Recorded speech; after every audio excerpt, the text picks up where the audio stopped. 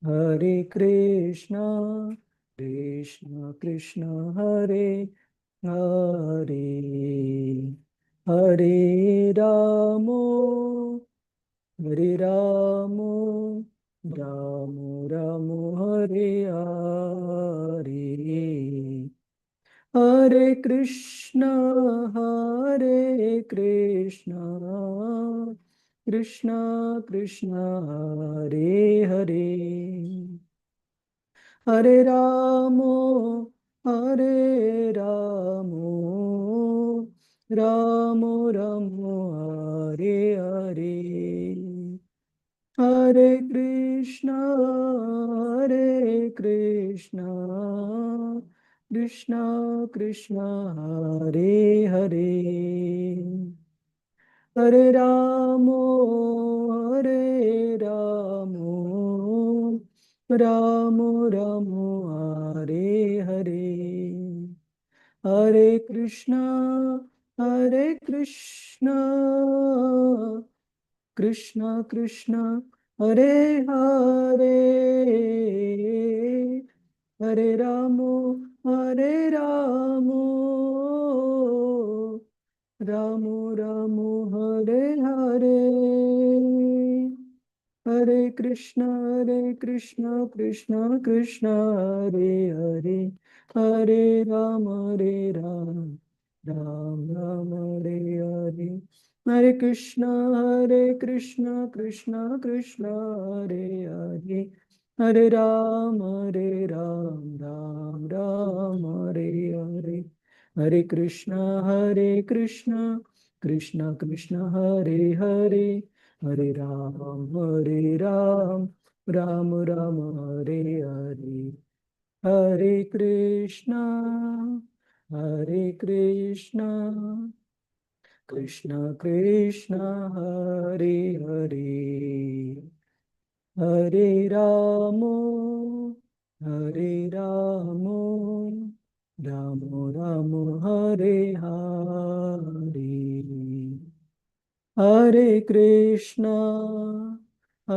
Krishna, Krishna Krishna, Hare Hare, Hare Ramo, Hare Ramo, Ramo Ramo, Hare Hare, Jayo Radha Govinda, Radha Govinda, Shri Radhe, Jayo Gauranitai, Gauranitai, Gauranitai, Jayo Gauranitai, Jayo Jayo Prabhupada, Prabhupada, Prabhupada, Prabhupada, Jayo Jayo Gurudev, Gurudev, Gurudev,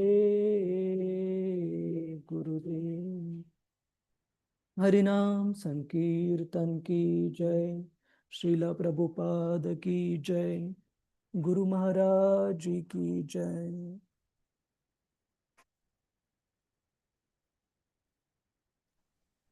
ओम नमो भगवते वासुदेवाय, ओम नमो भगवते वासुदेवाय, ओम नमो भगवते वासुदेवाय,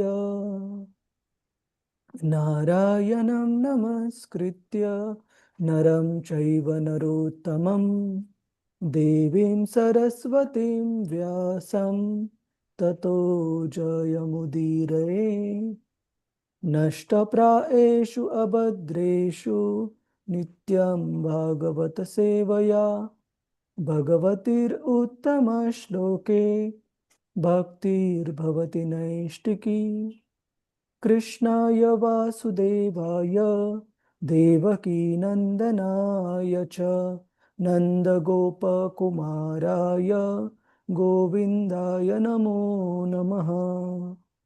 ॐ अज्ञानतिमिरन्धस्य ज्ञानाञ्जनः शलाकया चक्षुरुन्मिलितं येन तस्मै श्रीगुरवे नमः।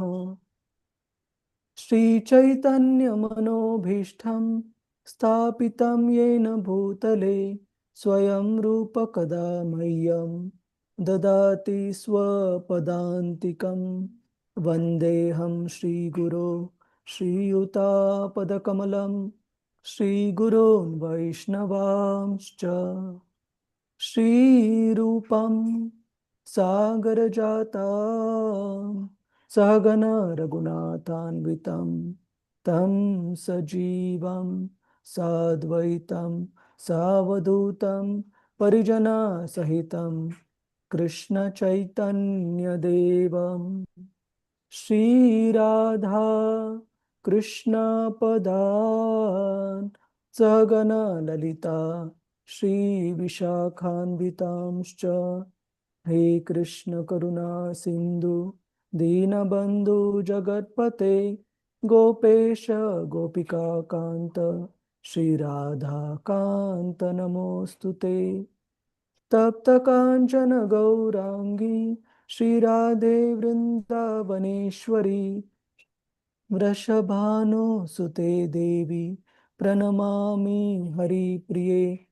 वां च कल्पतरुभ्यश्च कृपा सिन्धुभ्य एव च पतितानां पावनेभ्यो वैष्णवेभ्यो नमो नमः।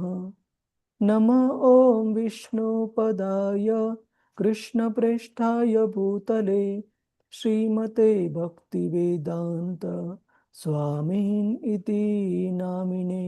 नमस्ते सरस्वते देवे गौरवाणी प्रचारिणे निर्विशेष शून्यवादी पाश्चात्यदेशतारिणे।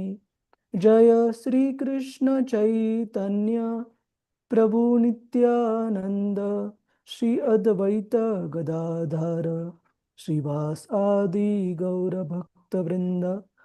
हरे कृष्ण कृष्ण कृष्ण हरे हरे, हरे Ram Ram Ram Hare Hare. Hare Krishna, Prabhuji's, Mataji's, welcome you all to today's discussion on Srimad Bhagavatam as part of the Bakti Vaibav session. So we'll start with one quotation by Srila Prabhupada, and then we will discuss slightly what is the context of this particular quotation by Srila Prabhupada on the topic for discussion today, and also in our day-to-day lives as practicing devotees. So let me just check. Anybody would like to read through Prabhuji's, Mataji's? Okay, Rohini Mataji. Hare Krishna. Hare Krishna. Hare Krishna Mataji. Just 1 second. Rohini Mataji, how is your hand now? You had a finger fracture. It is better now? Yes, Prabhuji. Recovering another few weeks. Oh, Krishna. Sure. So you can start from so Rishabdev says until here, criminal Mataji. Okay, Prabhuji. Hare Krishna. So Rishabhadeva says, Kashtan Kaman. Just like we are not criticizing the modern method of living, of course, automatically it becomes criticized. But we are speaking from Shastras. He says, Rishabhadeva says, Kashtan Kaman. For your sense gratification, do not arrange something very dangerous or very tiresome, laborsome. Make your life simplified. That is allotted by Krishna. We have to go in a place, New Vrindavan in West Virginia. With little effort, they produce so much vegetables that they cannot eat, they cannot finish, they cannot finish. So, God has given us land. God has given us producing experience. So, wherever you live, it doesn't matter. If you have got a little plot of land and a cow, your whole economic question is solved. Why you should work so hard day and night? So, we have created a civilization simply working hard day and night. And the purpose is sense gratification. That's all. That is prohibited. Make your life simplified. Save your time for Krishna consciousness. That is the program. Don't be implicated with sinful activities. Simple life. Just like your father says, my dear boy, you take your food just in time and you do this work and I'll be satisfied. If you do that, then father is satisfied. But if you take from the pocket of your father or from the cash box without his permission, then you are a criminal. Thank you. Hare Thank you, Mataji. Srila Prabhupada ki jai. So, Srila Prabhupada is stressing one important point in this, in his class, that we should make our life simplified, and that means we should minimize the demands that are there for our living, and in turn, by reducing those demands, we should save time and make time available for Krishna in Krishna consciousness. So, why I was referring to this particular episode was recently, last week itself, there was a very wonderful gathering of the Vaishnavas at ISKCON Mangalore, and few of you did come, which was very nice. We got association of so many senior devotees, and more than association, we got opportunity to render them service in various shape and form. So this particular point is very, very important, Prabhuji's, Mataji's. Whatever we are learning as part of the Bhakti Shastri, Bhakti Vaibhav, and all other courses, it is like a knowledge. It is like theory, which is very important to know, no doubt. But further important is also how do we convert that knowledge, jnana, into vijnana, into realized knowledge, which would only happen if we bring it into practice. Otherwise, this theoretical knowledge, while it will help us get sukruti and all, get spiritual piety, but ultimately when it comes to qualifying ourselves to go back home, back to Godhead, it is only the realized knowledge which is going to count. So these type of opportunities are very, very important opportunities for all of us to come together to render practical in-person devotional service to great souls. And we discuss about this so many times. Mahat Seva means service unto the great souls. So by that, we would develop taste for our hearing and chanting. So while I acknowledge that many of us would have our limitations, like Rohini Mataji had her hand, her finger get fractured and all. Some of you may have other limitations, like Prema Priya Jayashree Mataji underwent cataract surgery recently. But all of us definitely should be longing to go in person and render service to the great souls whenever such opportunities arise. If we at all want this theoretical knowledge to be transformed into realized knowledge, Gyan to be transformed into Vigyan. And just one very crude example I would give to explain how just Gyan is not enough. Say, for example, on all of us, we would have seen on a cigarette packet, it is written that smoking is injurious to health, or you would have read smoking can cause cancer. But all the smokers also know this. Do you think that there is any smoker in this world who has not read this or who doesn't know this? They know for sure, because day in and day out they are carrying that box of cigarettes. So they have read it umpteen number of times.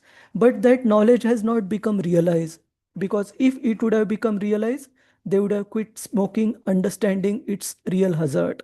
So similarly, even for us to be able to benefit from this knowledge that we are learning, it is extremely important we leverage upon these opportunities.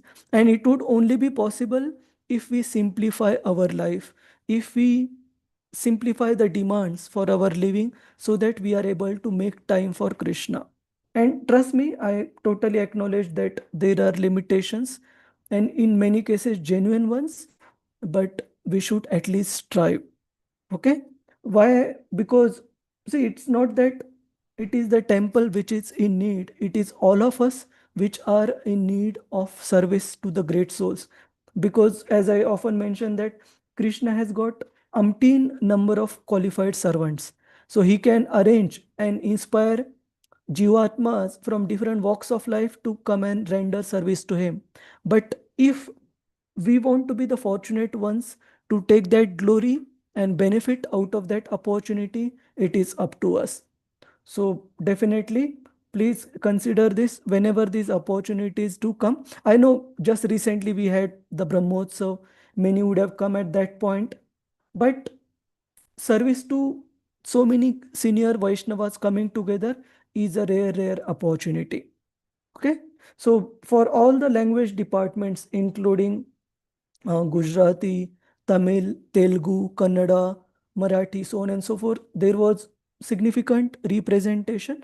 I personally felt for English and also for Hindi, considering the number of devotees attending the programs we have, the representation could have been better.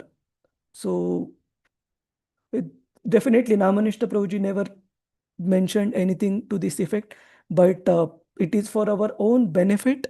We should grab these opportunities. And there were Vaishnavas and Vaishnavis present in this gathering who had come a long distance despite of their fragile health. Like say, for example, Mangalamai Mataji had come. Definitely, she has advanced age. She has age-related ailments, but she made it a point to come personally participate in the service of cooking for the devotees and inspire so many other devotees to devote their time and energy. So we definitely consider this, Prabhuji's Mataji's. Okay. Anybody has any question on this? If not, we proceed. Hare Krishna, Prabhu. Hare Krishna, P.S. Murthy Prabhuji. Yes, Prabhuji. I am blessed. I have taken some, in the context of what you just said, I have taken some concrete steps, Prabhu. And I would be honored if the workshop that you attended about Vanprastha Ashram, if you can spare some time and give us a brief, if not possible in the entire class. I mean, I am either I can call you or I can even come to Pune if Hare you Krishna. can spare half an hour to Yeah. tell me about the one trust. I have already taken very concrete steps, Prabhu. Thank you. Extremely concrete steps, and I feel much better. Thank you. Thank you, P.S. Murthy Prabhu, for sharing this. So, coming back to the sessions I attended, the camp I attended for Vanaprastha Sevak, I have prepared a couple of slide decks. And in fact, for the Hindi Bhakti Vaibhav, I did hold sessions, 2 sessions on this. We can plan a time slot for English speaking group of devotees to go through this slide deck. They are really inspiring for everyone as such. So I will definitely plan Murthy Prabhuji. Okay. And regarding you coming to Prabhu, Pune, I can any time, Prabhu, yeah, any time. sure, Prabhuji, I Anytime will. you need it. And if it's not possible, I can even prepare to come to Pune. You are most welcome to come, Prabhuji, even otherwise. So don't worry. Sessions we will surely end. But if any reason you happen to come, it will be very wonderful. Okay. We'll arrange, Prabhuji. Hare Krishna. Grateful, Prabhu. Hare Krishna. So now let us start with our discussion.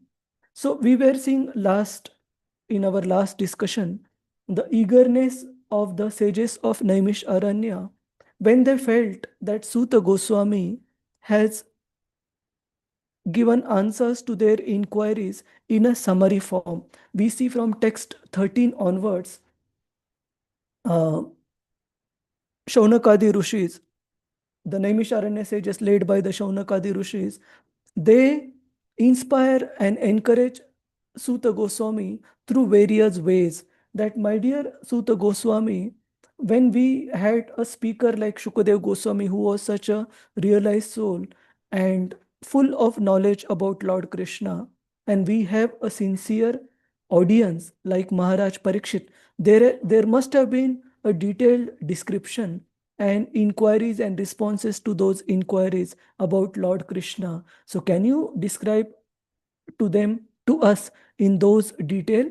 And then they also glorify the primary audience and the speaker of Srimad Bhagavatam. Like in the last verse, text 15, we saw the sages of Naimisharanya glorifying Parikshit Maharaj by explaining how in his childhood Parikshit Maharaj was also playing with the dolls of Lord Krishna and performing and depicting so many pastimes from Krishna Leelas as part of his play. And in this particular verse, which we are starting our discussion with today, text 16, they glorify Shukadev Goswami. And how do we understand this glorification is in conjunction to the glorification of Maharaj Parikshit, which they did in text 15, is through the word cha. They mentioned Vaya Sakis cha Bhagavan.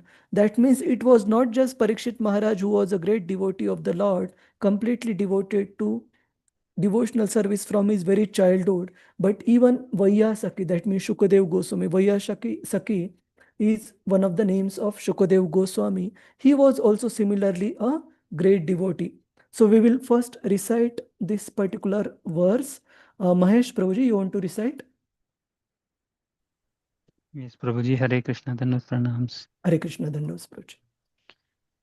Om Namo Bhagavate Vasudevaya. Vayasakishcha Bhagavan Vaya Sakischa Bhagavan Vasudeva Parayanaha Vasudeva Parayana Urugaya Gunodaraha Urugaya Gunodaraha Tatam Surhi Samagame. Satam Surhi Samagame. Translation purport by Jivange Sabhe Charnarvind Bhaktivedanta Swami Srila Prabhupada Ki Jai. Translation: Shukadev Goswami, the son of Vyasadeva, was also full in transcendental knowledge and was a great devotee of Lord Krishna, son of Vasudeva. So there must have been discussion of Lord Krishna, who is glorified by great philosophers and in the company of great devotees. Purport: the word satam is very important in this verse. Satam means the pure devotees who have no other desire than to serve the Lord. Only in the association of such pure devotees are the transcendental glories of Lord Krishna properly discussed. It is said by the Lord that his topics are all full of spiritual significance, and once one properly hears about him in the association of the Satam, certainly one senses the great potency and so automatically attains to the devotional stage of life. Maharaj Parikshit and Shukdev Goswami might seem to be opposites, but basically they were both unalloyed, pure devotees of the Lord. When such devotees are assembled together, there can be no topics save discussions of the glories of the Lord or Bhakti Yoga. So Srimad Bhagavatam, as it was spoken and heard by the two principal devotees of the Lord, is only for the glorification of the Supreme Lord, the personality of Godhead, Sri Krishna. Hari Bol. Thank you, Prabhuji. Srila Prabhupada ki Ki jai. jai. So in the purport, Srila Prabhupada is referring to few important verses as part of his Bhagavatam commentary. So first, Srila Prabhupada states the importance, the significance of the word Satam. So there is one very famous verse which comes in the teachings of Lord Kapila to Mother Devahuti, where Kapila Dev explains how such glorification of the Lord, when it happens in the association of such satam, such great devotees of the Lord, it is very, very purifying. And Kapila Dev also mentions the effect such hearing of the glories of the Lord in the association of such great souls, satam, it has on us, on the audience. Mahesh Prabhu, you want to recite this verse 325-25? You know the proper meter? You're on mute. Sorry, Prabhuji, Hare Krishna. Satam prasangan mama veera samvido. Satam Prasangan mama Mama Mama veerya Virya Samvido Bhavanti ritkarna rasayana katha. Bhavanti Ritkarna Rasayana Katha Tajoshanadashva apavarga vartamani. Tajoshanat Ashva Apavarga Vartmani Mani Shraddharatir bhaktir anukramishyati. Shraddha Shraddharatir Bhaktir Anu. Anukramishyati. Translation. Translation. In the association of pure devotees, discussions of the pastimes and activities of the Supreme Personality of Godhead is very pleasing and satisfying to the ear and to the heart. By cultivating such knowledge, one gradually becomes advanced on the path of liberation, and thereafter he is freed and his attraction becomes fixed. Then real devotion and devotional service begin. Srimad Thank you. Bhagavatam 3:25-25. Thank you, Prabhuji. So here in the after effects, in outcome of this particular hearing of Krishna Katha, in the association of Satam, in the association of great devotees, Kapiladev mentions what is the outcome? Shraddha, then Ratir, then Bhaktir, Anukramishati. That gradually these develop step by step.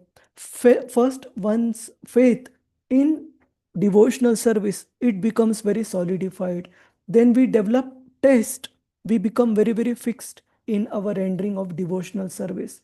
And Tat Joshanat Ashwa Apavarga Vartmani, that one progresses on the path of achieving Apavarga. So this earthly planet or this residence in the material world is called as Pavarga. Pa, Fa, Ba, Bhama, Parishram, Fena, Bandhana, Bhaya, all that what we have seen earlier.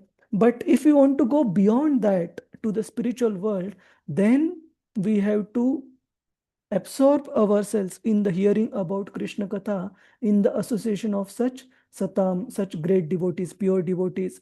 And similarly, in the next part of the purport, Srila Prabhupada mentions that whenever such great souls, they come together, invariably the topics of Krishna. So Srimad Bhagavatam, as it was spoken and heard by two principal devotees of the Lord, is only for the glorification of the Lord, the personality of Godhead Sri Krishna. So when such great souls come together, invariably, Lord Krishna also mentions in Bhagavad Gita that there is discussion about Lord Krishna, and through such discussions, they derive great bliss and satisfaction. So this is one of the verses from the Chatushloki Bhagavad Gita, the second verse. And here on the right hand side, I've shown the same continued picture of Vidura hearing from Maitreya Maharshi. So the sages of Naimisharanya, Shaunakadi Rishis, they are inspiring and encouraging Sutta Goswami that there was a great personality like Parikshit Maharaj who was devoted to the pastimes of Lord Krishna right from his very childhood. Plus there was Shukadev Goswami. And these two, although socially speaking, materially speaking, they may seem very opposite placed. Like Parikshit Maharaj, he was a royal king, born with a silver spoon or golden spoon in his mouth in the great family of the Pandavas. But Shukadev Goswami, on the other hand, he was a renunciate, so much so that he did not even bother to cover his body with clothes. He was so renounced. The Bhagavatam mentions the 10 directions. That means the 4 directions plus directions in between each of those two. 4 plus 4 becomes 8, plus top and bottom, the directions become 10. So 10 directions where he's only covering. Such Shukadev Goswami, he was very renowned, but the commonality between both the audience and the speaker was that both were completely unalloyed devotees of Lord Krishna. So naturally, there must have been discussion in detail about glories of the Supreme Lord. So please explain to us that specific glorification in detail. So we proceed. So now this is the glorification of personalities who are devotees, and invariably the topics turn to the topics of Lord Krishna. What about those who do not engage themselves in such glorification of Lord Krishna? The sages of Naimisharanya, they discuss about these personalities in great detail for the remainder of this chapter, around 8 verses. So, what is the condemnation of these persons according to the sages of Naimisharanya? How they denounce such personalities, and there is a in detail description of their how their life goes in vain, and how their external as well as internal senses. So external senses, namely ear, eyes, nose, tongue, so on and so forth, of these persons who do not engage in Krishna Katha, has been described in great detail by the sages of Naimisharanya. And their internal senses, including the heart of such materialistic person who don't take any interest in Krishna Katha, how it gets affected, that has also been greatly discussed. So we will go through these verses. Next, devotees who want to recite Prabhuji's Mataji's, keep your hands raised. Gita Pradeep Mataji, Hare Krishna. Hare Krishna Prabhuji. Hare Krishna. Ayurharati Vaipumsam Ayurharati Vaipumsam Vaipumsam Udyanashtam Chayannasa Udyanastram Chayannaso Asyarte Yat Kshano Nita Tasya Te Yatshano Nita Uttama Vartaya. Tamashloka Vartaya. Shloka Vartaya. Thank you, Mata. Before we go to the translation, here the Shaunakadi Rishis are saying, Tasyarte yat kshano nita. That means they are saying not even a person who is wasting all of his time without discussing Krishna Katha. They say that yat kshano nita. That means even one kshana, even one moment, that person who wastes or who does not utilize in glorifying Uttama Shloka Vartaya. So this word combination has been used few times in Srimad Bhagavatam. So Uttama Shloka is that personality, Lord Krishna, who is glorified with choicest of the verses, poetic verses. So those persons who waste even a single moment in their life not glorifying Uttama Shloka Vartayam, not glorifying the name, form, qualities, pastimes of Lord Krishna, for what happens to such persons? Ayur harati savai pumsam udayan astam yat udayam astam chayan asau. That with each udaya, rising, and the setting of the sun, the lifespan of such persons is being stolen by the material nature, who waste even a single moment of their life without glorifying Lord Krishna. Gita Mataji, you can read the translation. Translation. Both by rising and by setting, the sun decreases the duration of life of everyone, except one who utilizes the time by discussing topics of the all-good personality of Godhead. Continue, Papa. Yes, Mataji. This verse indirectly confirms the greater importance of utilizing the human form of life to realize our lost relationship with the Supreme Lord by acceleration of devotional service. Time and tide wait for no man. So, the time indicated by the sunrise and the sunset will be uselessly wasted if such time is not properly utilized for realizing identification of spiritual values. Even a fraction of a duration of life wasted cannot be compensated by any amount of gold. Thank you, Mataji. Thank you. So here Srila Prabhupada specifically is stressing on yat kshano nita, that even a moment, even a fraction amount of time which is wasted in not glorifying Lord Krishna. And there is also a famous verse by Chanakya on this, that a moment of life that is wasted, that cannot be regained even if one is willing and able to pay all the wealth of this world. Still that one moment lost cannot be regained.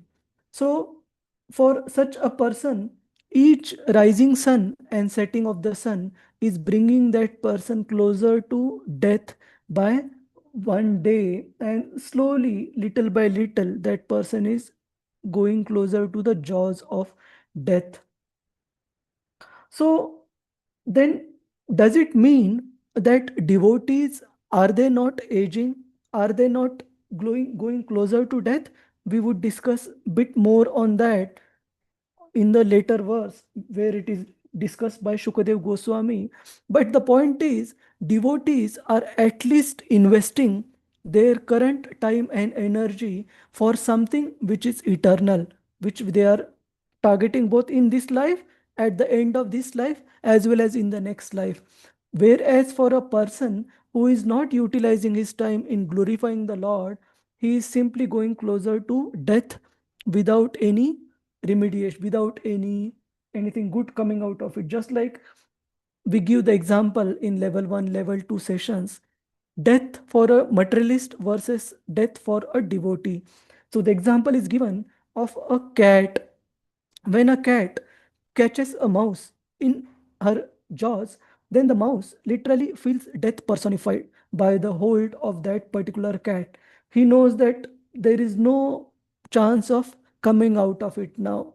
But when the same cat catches its kitten to take the kitten from one place to another, the cat holds the kitten with so much care and delicately that the kitten completely feels the warmth of the mother, doesn't feel any fear, and even it doesn't get hurt.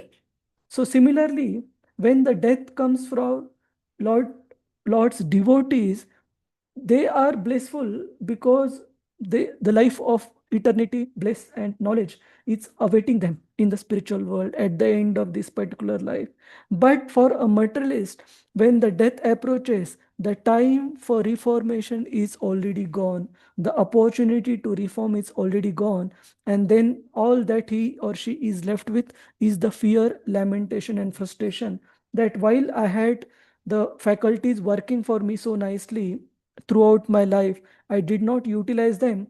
And now, when I realize the true importance of utilizing one's time properly, the time is already gone. So the Yamadutas are already standing. So it is very, very important that an intelligent person realizes this particular principle while we are still heat and healthy, while we are still able to utilize our time in understanding Lord Krishna, glorifying Lord Krishna. Gita Mataji, please proceed, the highlighted part. Yes, Prabhuji. As a highly potent drug injected intravenously acts at once on the whole body, the transcendental topics of the Lord injected through the ear by the pure devotees of the Lord can act very efficiently. Oral realization of the transcendental message implies total realization, just as a fructification of one part of a tree implies fructification of all other parts. This realization for a moment in the association of a pure devotees like Sukadeva Goswami, prepares one's complete life for eternity. And thus, the sun fails to rob the pure devotee of his duration of life. Inasmuch as he is constantly busy in the devotional service of the Lord, purifying his existence. Continue. Continue, Mataji. Money given in charity to a suitable person is guaranteed bank balance in the next life. Such charity is recommended to be given to a Brahmana. If the money is given in charity to a non-Brahmana without Brahminical qualification, the money is returned in the next life in the same proportion. If it is given in charity to a half-educated Brahmana, even then the money in returned double. If the money is given in charity to a learned and fully qualified Brahmana, the money is returned 100 and 1,000 times. And if the money is given to a Veda Paraga, Paraga. Veda Veda Paraga. Paraga, one who has factually realized the path of the Vedas. It is returned by unlimited multiplication.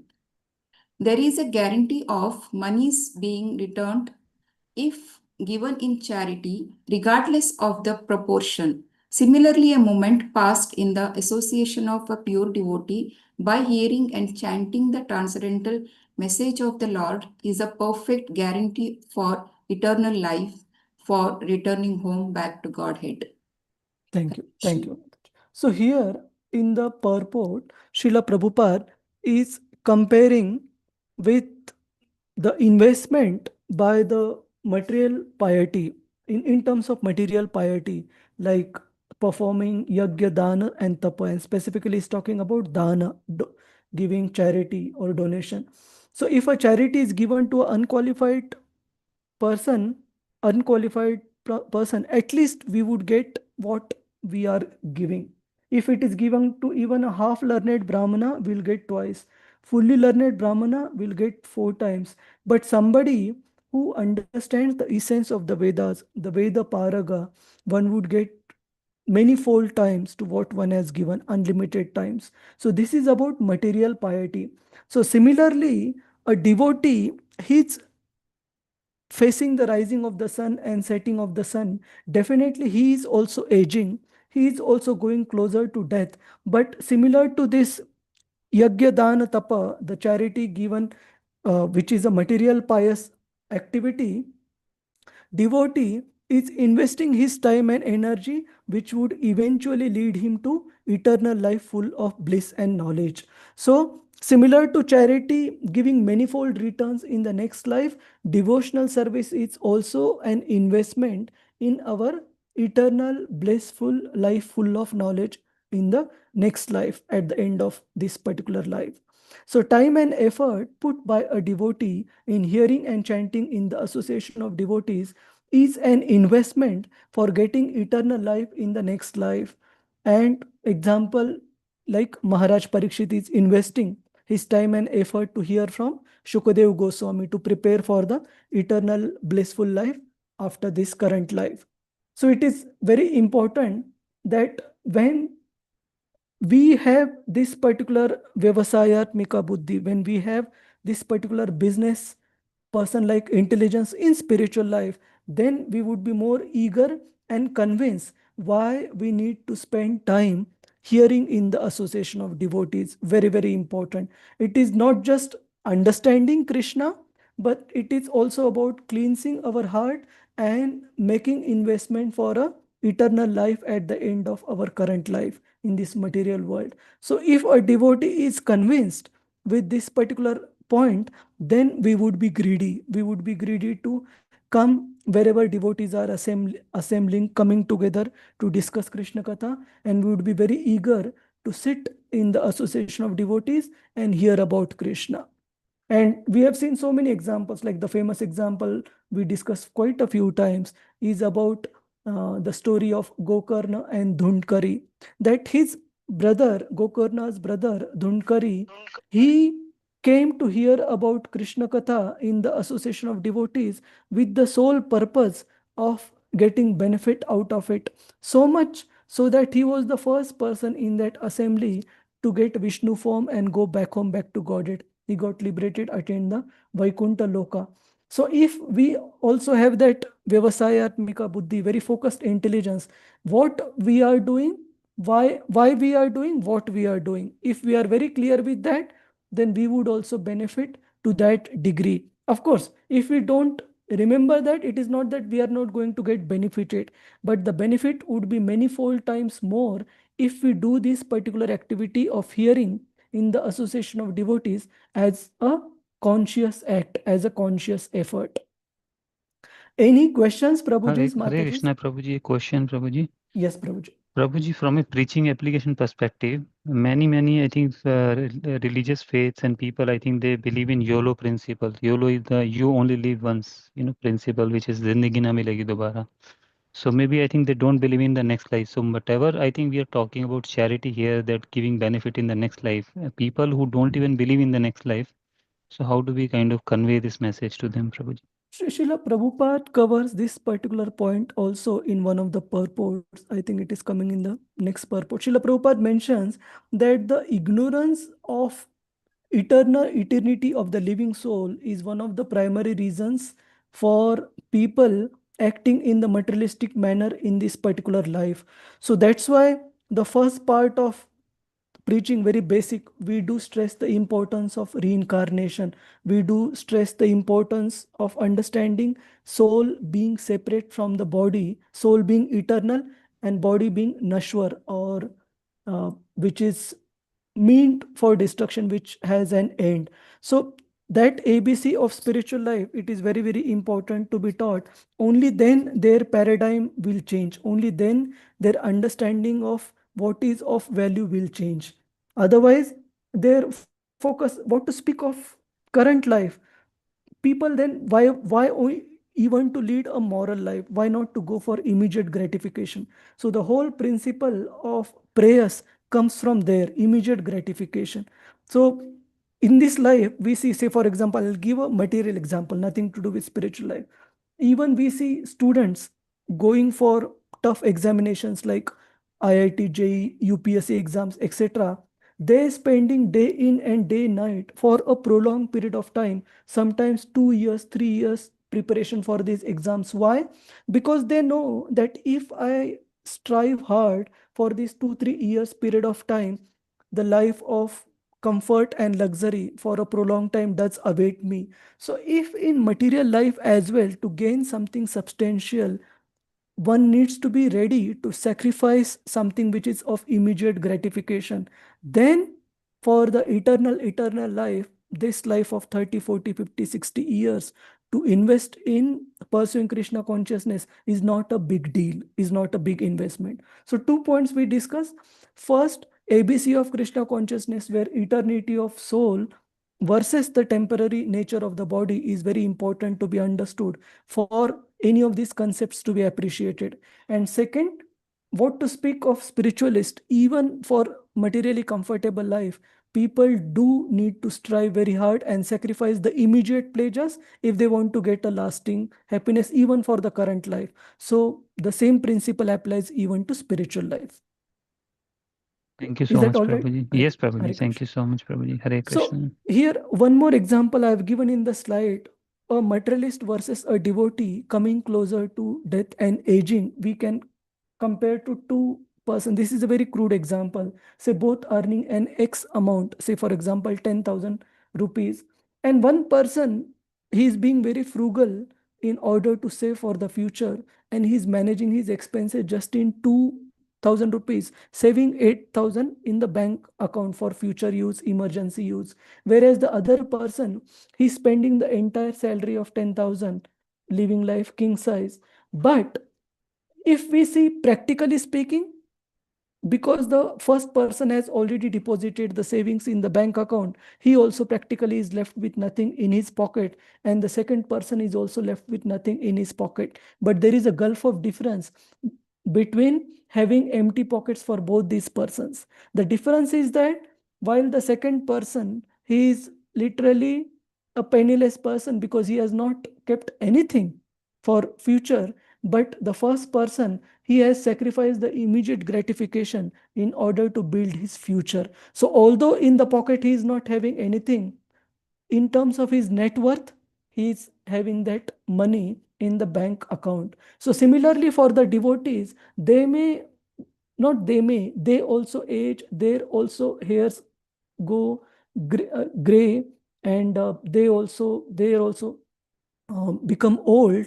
But the difference is that with each passing of the sun and the setting of the sun and rising of the sun, they are investing substantially, just like this person A in this case, for their eternal life. So even if they may also look going closer to death, they are step by step increasing their spiritual net worth, their spiritual bank balance.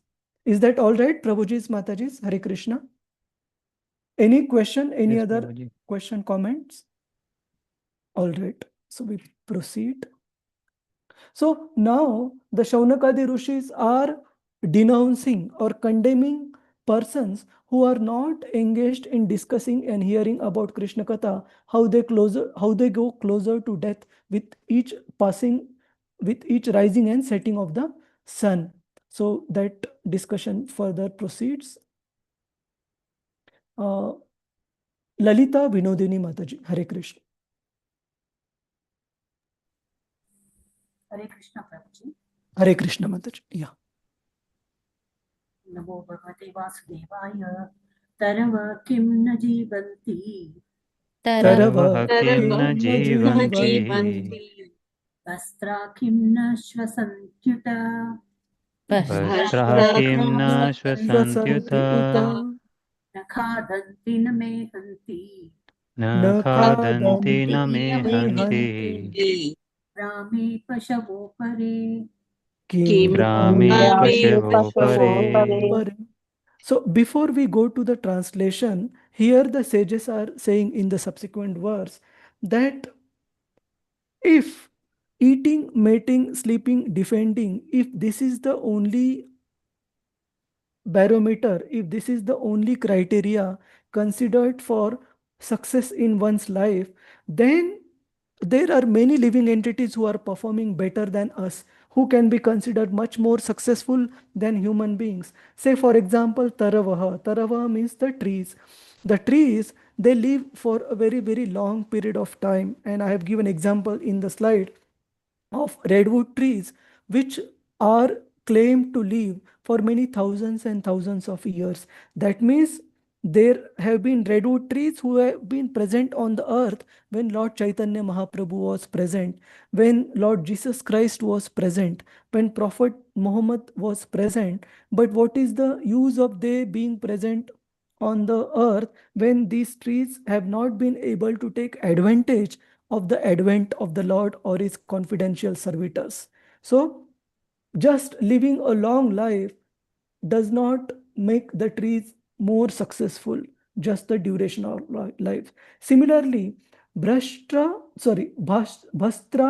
Kimva Swashanti Uta, just breathing, if it is the criteria for success, then Shaunakadi Rishis say that the bellows of the blacksmith, which are called Bhastraha, they breathe much more fervently and vigorously than our lungs. So they are supposed to be more successful than the human beings.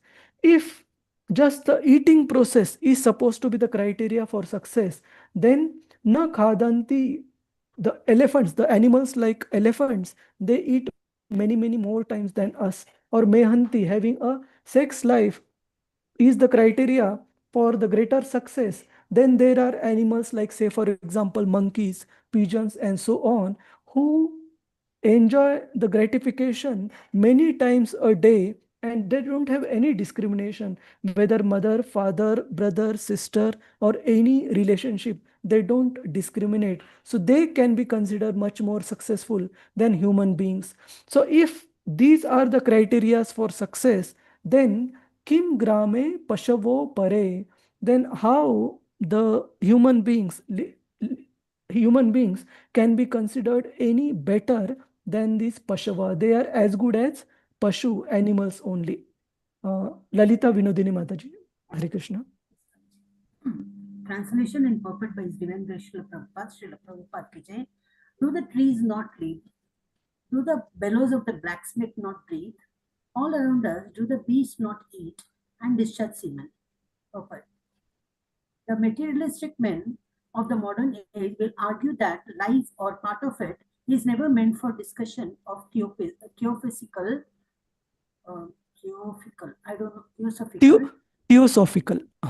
philosophical or theological arguments.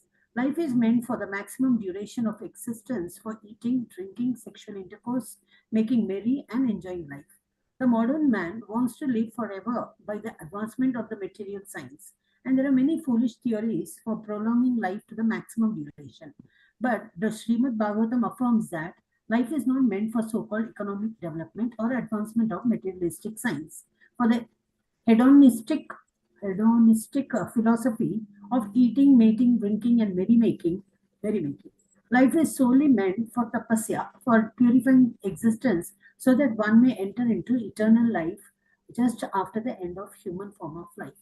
Hare Krishna, Prabhuji. Yeah, continue the Bhagavatam. Yeah, just a moment. The Bhagavatam says that certain trees live for hundreds and thousands of years. At Vrindavana, there is a tamarind tree. That is the place is known as Imlitala. Imlitala, which is said to have existed since the time of Lord Krishna in the Calcutta Botanical Garden. There is a banyan tree said to be older than 500 years, and there are many such trees all over the world. Swami Shankaracharya lived only 32 years, and Lord Chaitanya lived 48 years. Does it mean that the prolonged lives of the above mentioned trees are more important than Shankara or Chaitanya? Prolonged life without spiritual value is not very important. Shall I continue with the highlighted one? The Bhagavatam says, yeah. Yeah. The Bhagavatam says that the bellows of the blacksmith bleaches very soundly, but that does not mean that the bellows has life. The materialist will argue that life in the trees and life in the man cannot be compared because the tree cannot enjoy life by eating palatable dishes or by enjoying sexual intercourse.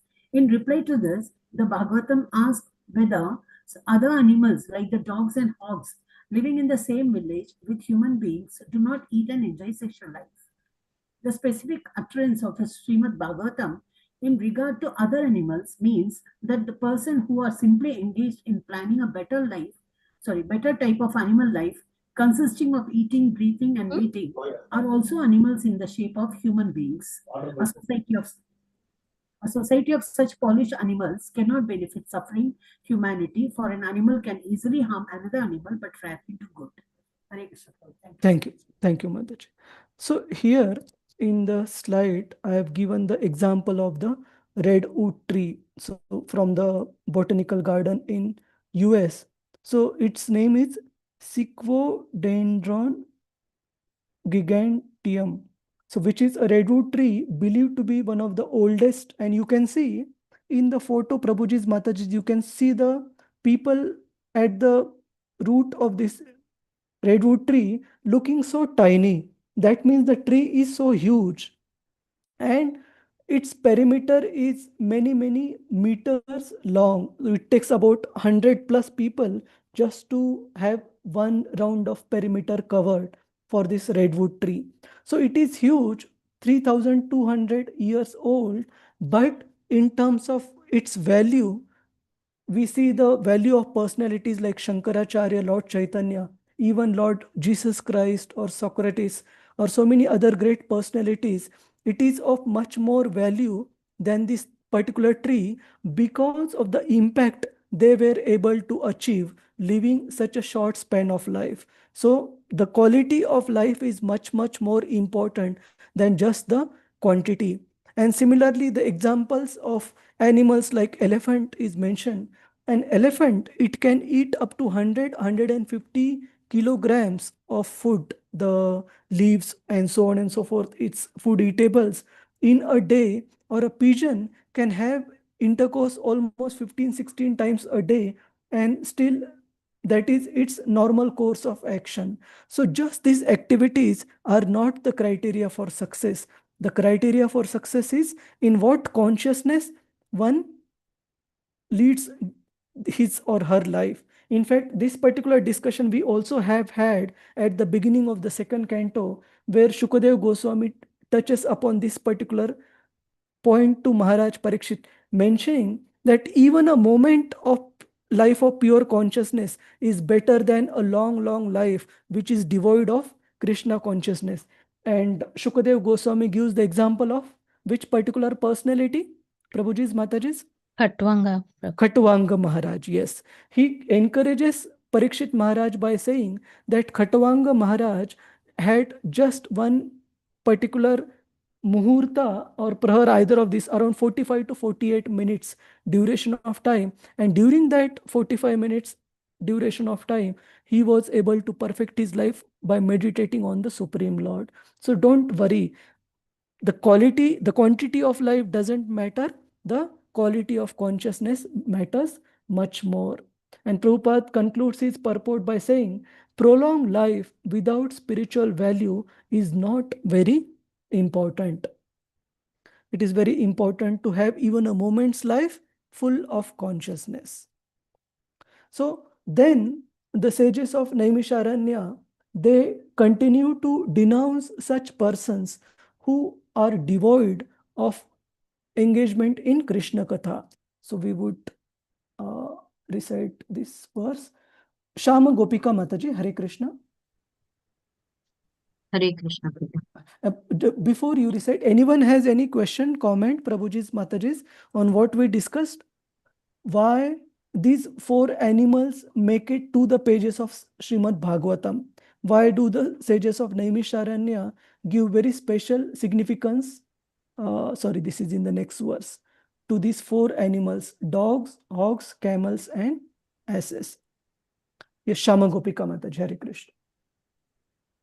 Swavidvarahoshtrakaraihi Swavidvarahoshtakare samstuta purusha pashuhu Samsutah Purusha Pashuhu Nayat karnapato peto Nayat Karnapato Peto Jatu nama gadagrajaha Jatu Nama Gadagrajaha.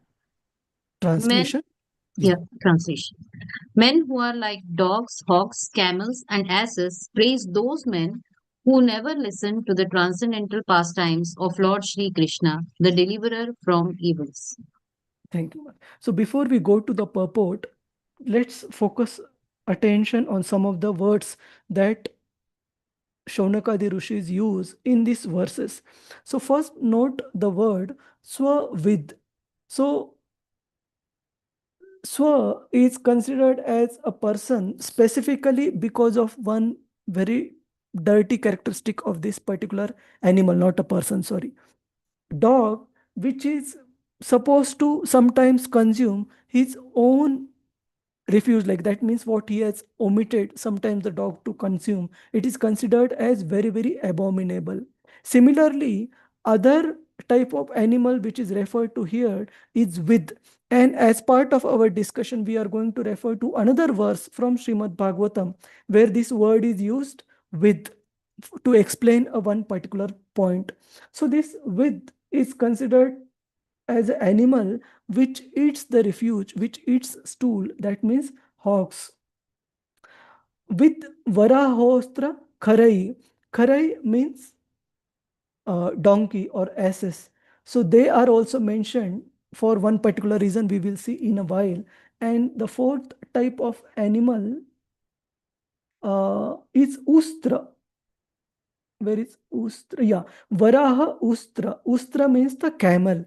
So camel also has a specific characteristic that Srila Prabhupada explains later on in the purport. So these four types of animals, then like in the previous verses, it was mentioned that only those to be glorified are those who are engaged in hearing or discussing about Krishna Katha. And even if they live a very small duration of life, still it is better than persons living a long, long life, which is of little value because of having no Krishna consciousness. So one may argue, but in practical day-to-day life, we see those people who lead a very materialistic life, they being glorified all the time. Like if you ask, say for example, for a person in general, now because of devotee circle, we do know significance of Srila Prabhupada and the value of his contribution. But if you ask a normal materialistic person outside, probably he may not have heard about Srila Prabhupada, but surely they would have heard about many other famous persons in the world, including the leading actress or leading actors of Bollywood, Hollywood, or leading sports person. So somebody may have a doubt in mind that actually speaking, materialists are glorified in this world much, much more than even the pure devotees. Isn't it, Prabhuji's, Mataji's? If we have to mention very honestly, the materialists are glorified much, much more than the devotees. So what you have to say about that? So for this particular inquiry or question or query, the Shaunakadi Rishis are saying that such persons who are materialistic and who are glorified for their materialistic achievements are only glorified by similar materialistic persons whose characteristics are similar to these four animals which are mentioned: dogs, hogs, camels, and asses. And we will see what is the peculiar characteristic of these particular four classes of people. So materialists are not glorified universally. They are glorified only by the similar type of persons with materialistic characteristics. Shama Gopika Mataji. Yes. Hare Krishna. Prabhu, I read only the highlighted part, right? Yeah, yes, Mataji. Modern university education practically prepares one to acquire a doggish mentality with which to accept the service of a great master. After finishing the so-called education, the so-called educated persons move like dogs from door to door with applications for some service, and mostly they are driven away, informed of no vacancy. As dogs are negligible animals and serve the master faithfully for bits of bread, a man serves a master faithfully without sufficient rewards. Thank you, Mataji. So we will go in depth for characteristic of each and every one of these animals based on Srila Prabhupada's explanation. So let us first cover the dogs. What Srila Prabhupada mentions. One second, where is that photo of dog which I... Yeah. So let us consider this slide first. So Srila Prabhupada mentions, just like a dog, it has to go home to home, different homes, begging for food. Similarly, the materialistic persons, despite so much of education, and we do practically see, you might see this as an exaggeration, but I have practically seen Prabhuji's, Mataji's, if we go to cities, which are very much in the mode of passion, and which are the epicenter of Maya or materialistic civilization, say for example London or New York, you would find there is such cutthroat competition in the corporate world that even people with very good degrees, with very good experiences, they also have to be constantly on their toes. Like while taking leaves and all, people are very scared that because there are so many people competing for one particular role, what if my position becomes redundant?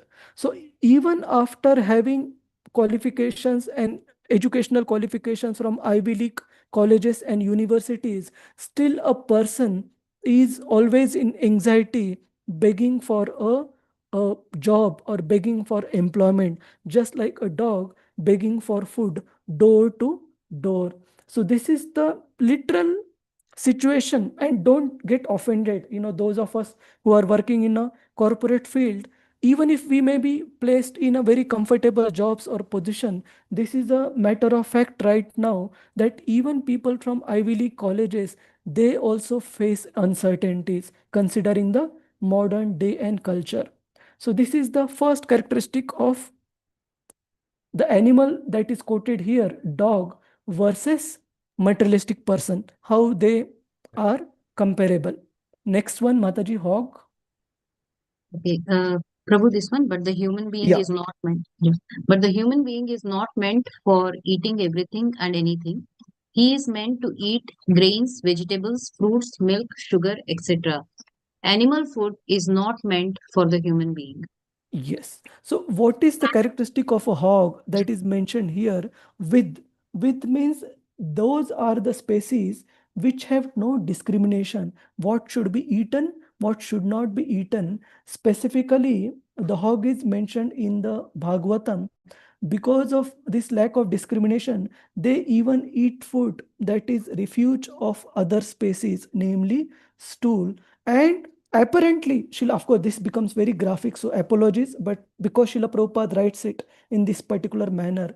So because of eating of the stool, Prabhupada mentions in his class that they become very fatty. So practically speaking, it does has nutritional value to a degree, but it is a abominable type of food. It is a food without proper discrimination. That's why their life is condemned in Srimad Bhagavatam. So similarly, materialistic persons, they also don't have discrimination in terms of what to eat, what not to eat. Just because the meat and the meat products are put in such fancy containers and kept in such clean shells, the materialistic persons very comfortably and conveniently ignore the pain through which the animals are put through before these meat products are made. And they conveniently ignore the fact that because those animals are killed in such pain and agony, when we consume that particular animal product as a food, we also get that tamasa rasa, the mode of ignorance in our body. If we consume that type of food, our characteristics qualities will also become influenced by that mode of ignorance. So because the hogs are indiscriminate in their food habits, the materialistic persons similarly, like dogs, hogs, camels, asses, they are also indiscriminate in their food habits. Then we see about the next species, the Human, yeah, Madhuri, continue. human beings are expected to accept the remnants of food offered to Lord Sri Krishna, and the Lord accepts food from the categories of leaves, flowers, fruits, etc. Bhagavad Gita 9.26. As prescribed by Vedic scriptures, no animal food is offered to the Lord. Therefore, a human being is meant to eat a particular type of food. He should not imitate the animals to derive so called vitamin values. Therefore, a person who has no discrimination in regard to eating is compared to a hog.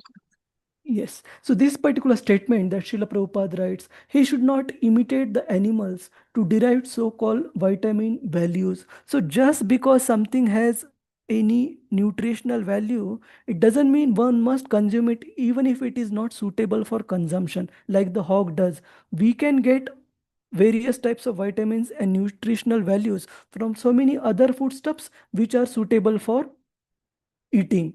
So just because of nutritional values, we cannot be indiscriminate in our eating. Next one, Mataji, camel. The camel also sucks its own blood while chewing thorny twigs. The thorns the camel eats cut the tongue of camel, and so blood begins to flow within the camel's mouth. The thorns mixed with the fresh blood create a taste for the foolish camel, and so he enjoys the thorn eating business with false pleasure. Similarly, the great business magnates, industrialists who work very hard to earn money by different ways and questionable means, eat the thorny results of their actions mixed with their own blood. Therefore, Bhagavatam has situated these diseased fellows along with the camels. Yes. So in this regard, recently I read a tweet by a very, very famous person, all of you would know him for sure. He's the richest man on the earth right now. And he was,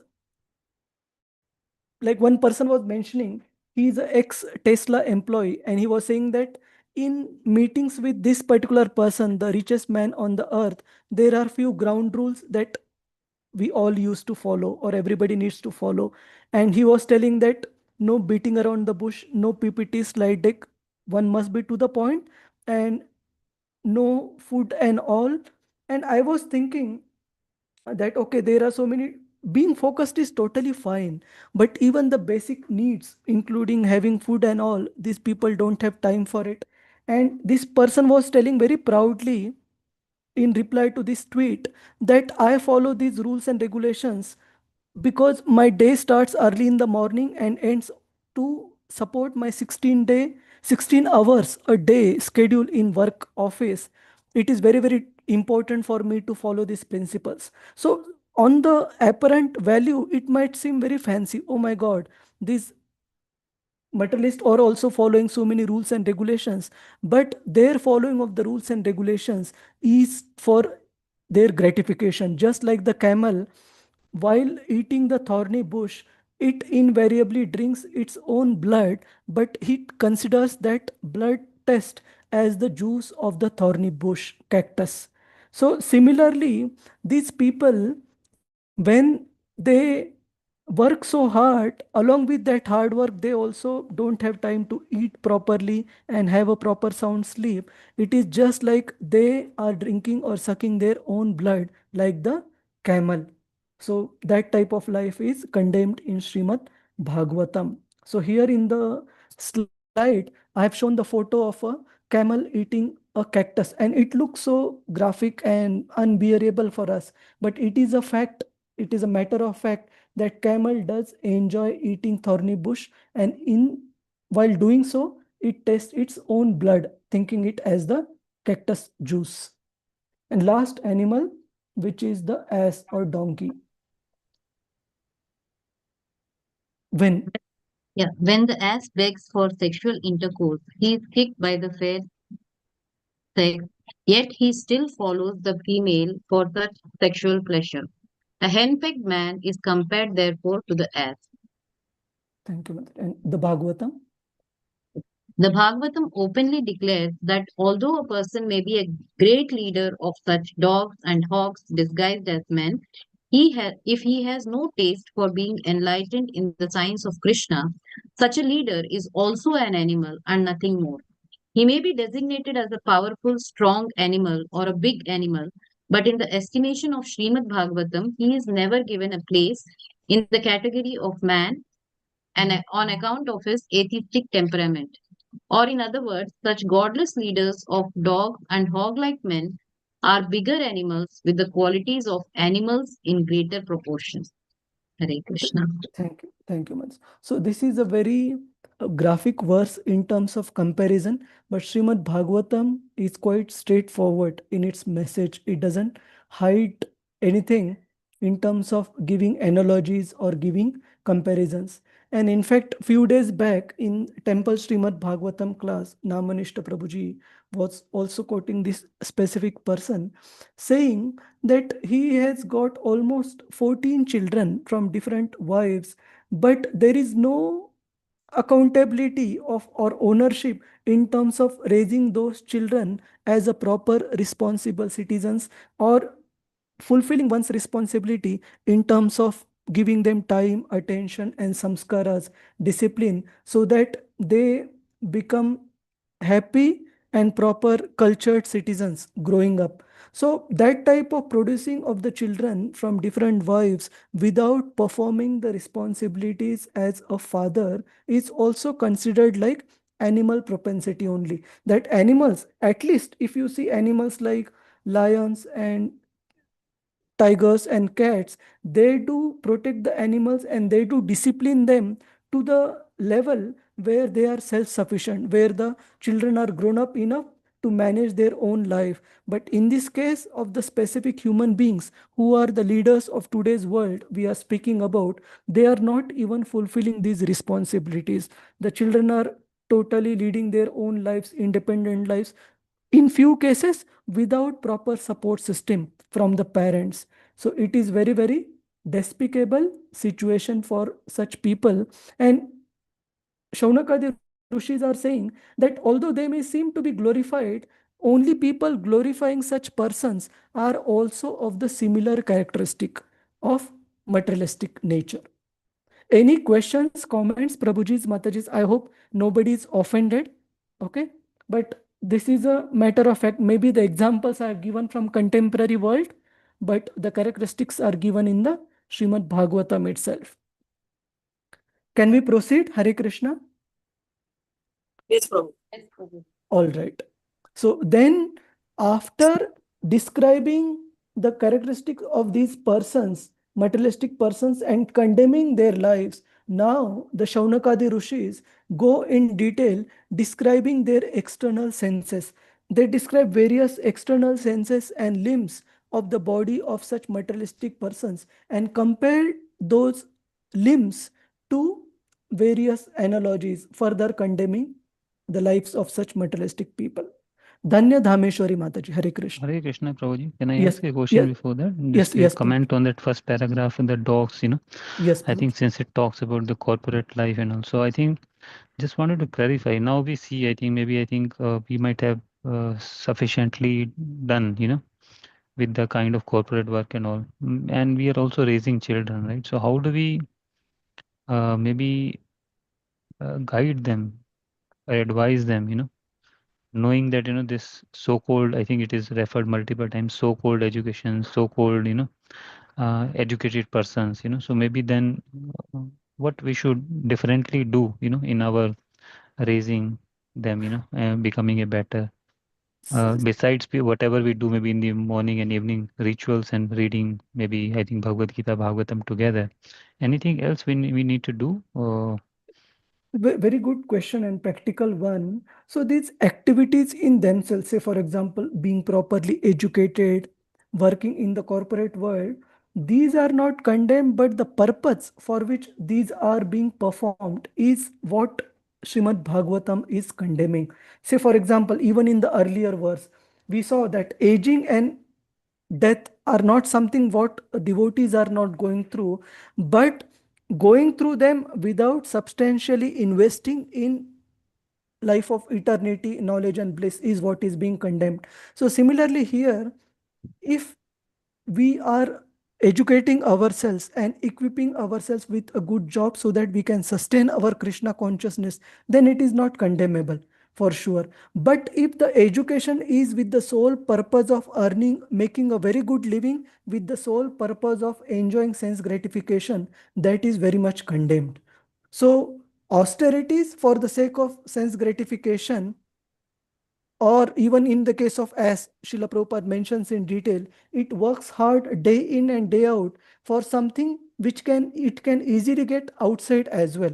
So just working day in and day out just for the sake of gratification is what is condemned. Working day in and day out for Krishna or maintaining our Krishna consciousness is all good. No issues about. I'll give you one example, and you and other devotees would also remember this.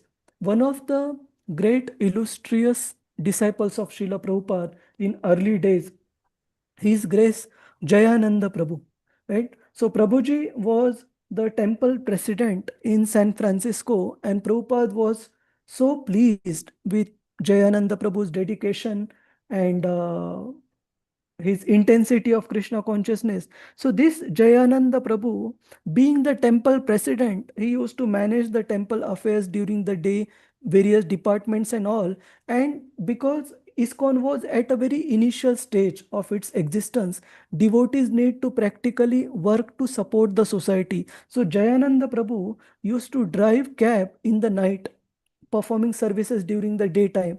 And because of driving cab till late in the night, Prabhuji used to be so tired that sometimes in the morning class, when Prabhupada would be giving class, devotees would find Jayananda Prabhu dozing. But Srila Prabhupada used to stop them not to disturb Jayananda Prabhu, knowing that his dedication towards service to Krishna was so much that he was working day in and day out just to support temple, preach Krishna consciousness to somebody. And additionally, he was a mechanical engineer, I forgot, from one of the Ivy League universities. And he built the first cart in which the San Francisco Ratha Yatra happened. That's why it is also known as New Jagannath Puri. So point is, Prabhu was working hard, doing say 2-3 jobs just to support temple, performing services in the temple, but that was all meant to sustain the temple and to support the devotees who were practicing spiritual life. So working hard is not condemned. Similarly, is it that devotees don't need to go and seek jobs? Definitely devotees also need to do, but doing that activity just by itself for the sole goal of sense gratification is what has been condemned. So to our children also, we definitely encourage them to be a hardworking and honest citizen with the proper goal of performing these activities to support one's Krishna consciousness. Then it is not bad. Is that all right, Prabhuji? Yes, Prabhuji. Thank you so much, Prabhuji. Hare Krishna. Hare Krishna. Any other question, comment, Prabhuji's, Mataji's? Hare Krishna. All right. So let us go to the next verse, which is text 20, where we start with the description of the external limbs, followed by the internal organs of such persons, how Srimad Bhagavatam compares them with. So, Dhanya Dhameshwari Mataji. Hare Krishna Prabhuji, I would like to recite that. Yes, yes, Mataji. Bile bata urutrama vikramanye Bile Bato Rama Vikramanye nashan vata karna pute narasya Nashan Vata Karna Pute Narasya Jivasati dhadhuri keva sutha Jivasati daduri keva sutta nacho pagayati urukhaya gatah Nacho Pagayati Urugaya Gatha. Gatha. Translation. One who has not listened to the messages about the powerish and marvelous acts of the personality of Godhead, and has not sung or chanted loudly the worthy songs about the Lord, is to be considered to possess ear holes like the holes of snakes and a tongue like the tongue of a frog. Thank you, Mataji. So, what is the significance of these two comparisons that are given? First is ear holes of such persons who do not engage in hearing Krishna Katha. They are compared to ear holes of a snake. I have heard, and somebody can correct me if it is otherwise, that the snakes, they can't hear through their ear holes. They can only sense the vibrations and all. So it is also mentioned that the snake man or snake charmer in India, when he plays the bean in order to charm the snakes, it is not exactly through the sound of that bean that the snakes become charmed, but because of the tapping on the ground that the snake charmer is doing. So, in essence, the snake holes do exist without solving the purpose, which is the ability to hear. That is the characteristic of a snake hole. Then, what about the tongue of a frog? This example comes quite a few times in Srimad Bhagavatam. It is explained that the croaking sound of a frog, it only attracts the predator, it only attracts the snake. Come understand where is the frog situated, located, and the snake immediately catches and engulfs the prey. And similarly, the croaking of the frog results in ultimate death and destruction of the frog by the snake. So similarly, it is explained that the tongue of these persons who do not use it for propagating Krishna Katha is also like the tongue of a frog, which means it is simply attracting the Kala Sarpa. It is attracting the time, the Kala form of the Lord come closer in the form of death. And there is one beautiful purport which I was not able to give the whole purport here, but we will read through the complete purport. So on top of it, I was hearing to one particular class by a very great devotee, Radhesham Prabhu, in one of the yatras, where he mentions how useless talk, Brajalpa, it leads to first debate and arguments, because that is the nature of Kali Yuga. Anything that is not related to Krishna, there will be disagreements, and then there will be debates and arguments. And further, those type of talks also lead to fault finding and ultimately blasphemy in any name, form, and shape. So we have to be very, very careful about engaging in talks which inadvertently lead us towards fault finding and blasphemy of other personalities, specifically of Vaishnavas. So let me open 11:28 to the same verse on the slide. Yeah. So considering the time constraint, we would just read the translation and purport. Dhanya Dhameshwari Mataji. Whoever indulges in praising or criticizing the qualities and behavior of others will quickly become deviated from his own best interest by his entanglement in illusory dualities. Purport. A conditioned soul desires to lord it over material nature and thus criticizes another conditioned soul whom he considers inferior. Similarly, one praises a superior materialist because one aspires to that superior position in which one may dominate others. Praising and criticizing other materialistic people are thus directly or indirectly based on envy of other living entities and cause one to fall down from swa-artha, that is one's real self-interest, Krishna consciousness. The word asatya abhiniveshatah by absorption in the temporary or unreal indicate that one should not adapt a concept of material duality and praise or criticize other materialistic persons. Rather, one should praise the pure devotees of the Supreme Lord and criticize the mentality of rebellion against the personality of Godhead, by which one becomes a non devotee. One should not criticize a low class materialist thinking that a high class materialist is nice. In other words, one should distinguish between the material and the spiritual and should not become absorbed in good and bad on the material platform.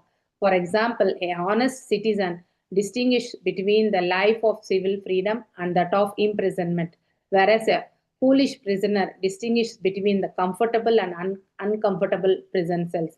Just as for a free citizen, any situation in prison is unacceptable for a liberated. Krishna conscious devotee, any material position is unappealing. Srila Thank you. Thank you, Mataji. So rest of the purport, all of you can read at your leisure. Just a couple of points from this verse. In this verse from Bhagavatam, two words are used. Para Sobhava Karmani Ya Prashamsati Nindati. Prashamsati means praise and Nindati means Ninda or criticism. So Bhagavatam is saying that for a materialistic person, towards a materialistic person, both are binding to us. Even their praise is binding, it will take us away from Swa Artha. It will take us away from our goal, focus in spiritual life, achieving Krishna Prem. Similarly, even criticism of such materialistic persons, indulging in that also will take us away from Swa Artha. But then the next question, that means not just the criticism is bad, even we have to be focused, we have to be very careful in not getting attracted to them in such a way that we start praising them for any shape or form. But the next question you might ask that Prabhuji, just 5 minutes, 10 minutes back, we were discussing the case of the richest person on the earth, and we took examples for few incidents from his life to discuss few lessons. How do we understand that? See, if we are taking the case study to understand what should be done, what should not be done for our own progress in Krishna consciousness, we are not bothered about that person. What we are bothered about is learning our lesson in our own Krishna consciousness. Then that taking lesson is okay, that is fine. But we should not be overly attracted or attached to any materialistic person, either in a positive manner by praising them or in a negative manner by being very critical of them, because both these things can drive us away from our Swa Artha, from our ultimate goal in life.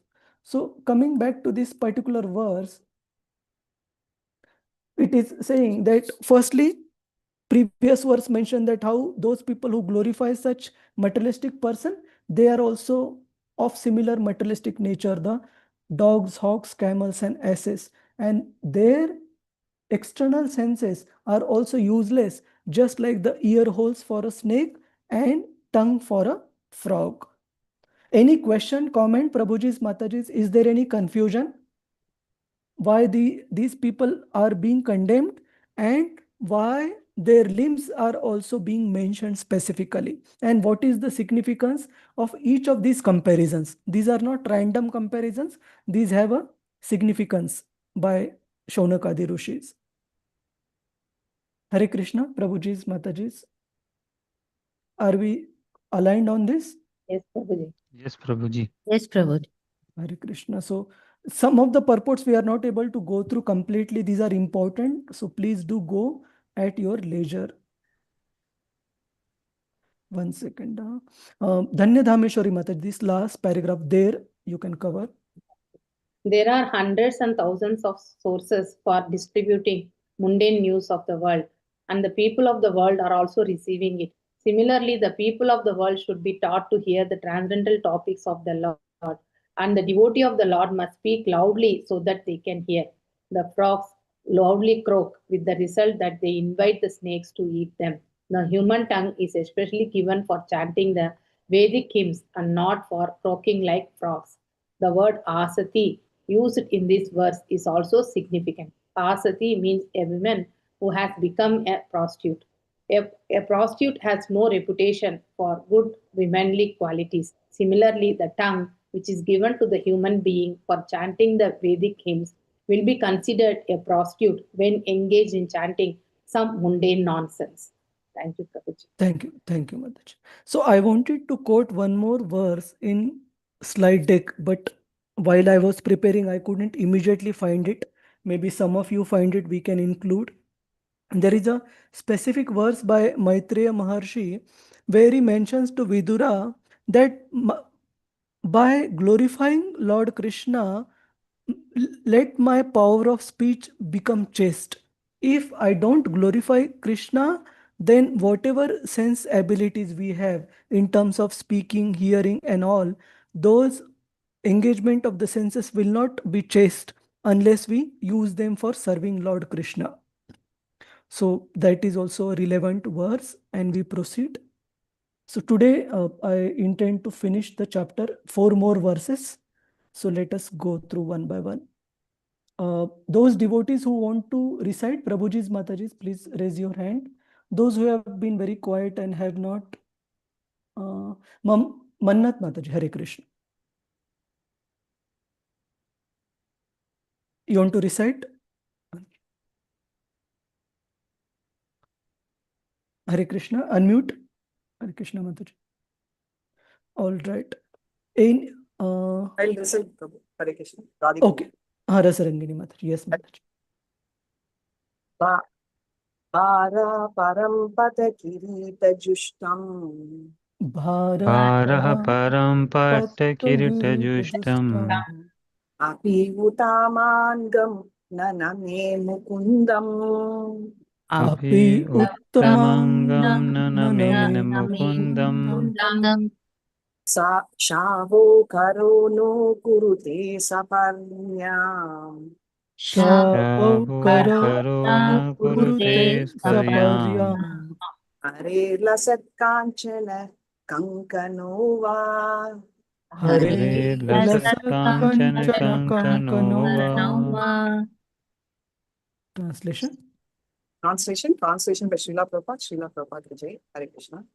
The upper portion of the body, though crowned with a silk turban, is only a heavy burden if not bowed down before the personality of Godhead, who can award mukti, freedom.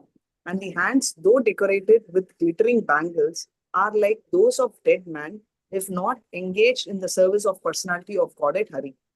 Thank you, Mataji.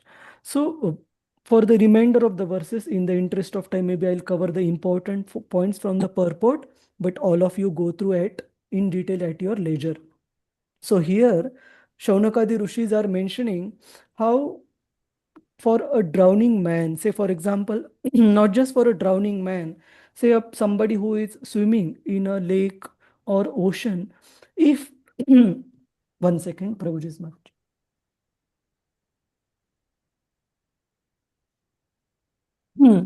If that person is carrying a heavy load on his or her head, say for example, a heavy turban, instead of helping that person swim smoothly, that heavy load on the person's head will gradually weigh that person down and can even cause the sinking. If that person is already drowning, having the weight on his head will cause the sinking very fast.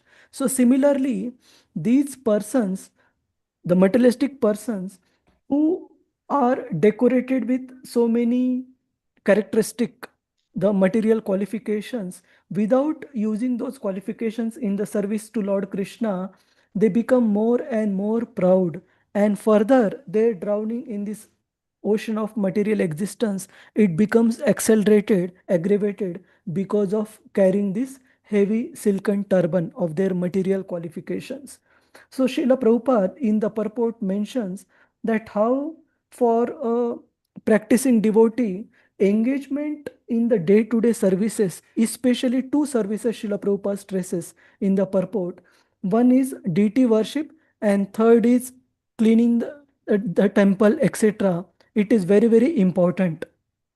So maybe I would just quickly read through some portion. But the common man who is expected to become at least a third class devotee. So the first class devotee is one who sees everybody as a pure devotee. So he basically doesn't see anybody worthy candidate for preaching because everybody is a pure devotee except for himself. Second class devotee who discriminates between a devotee and non-devotee. Sorry, I'm not able to speak properly. 1 second.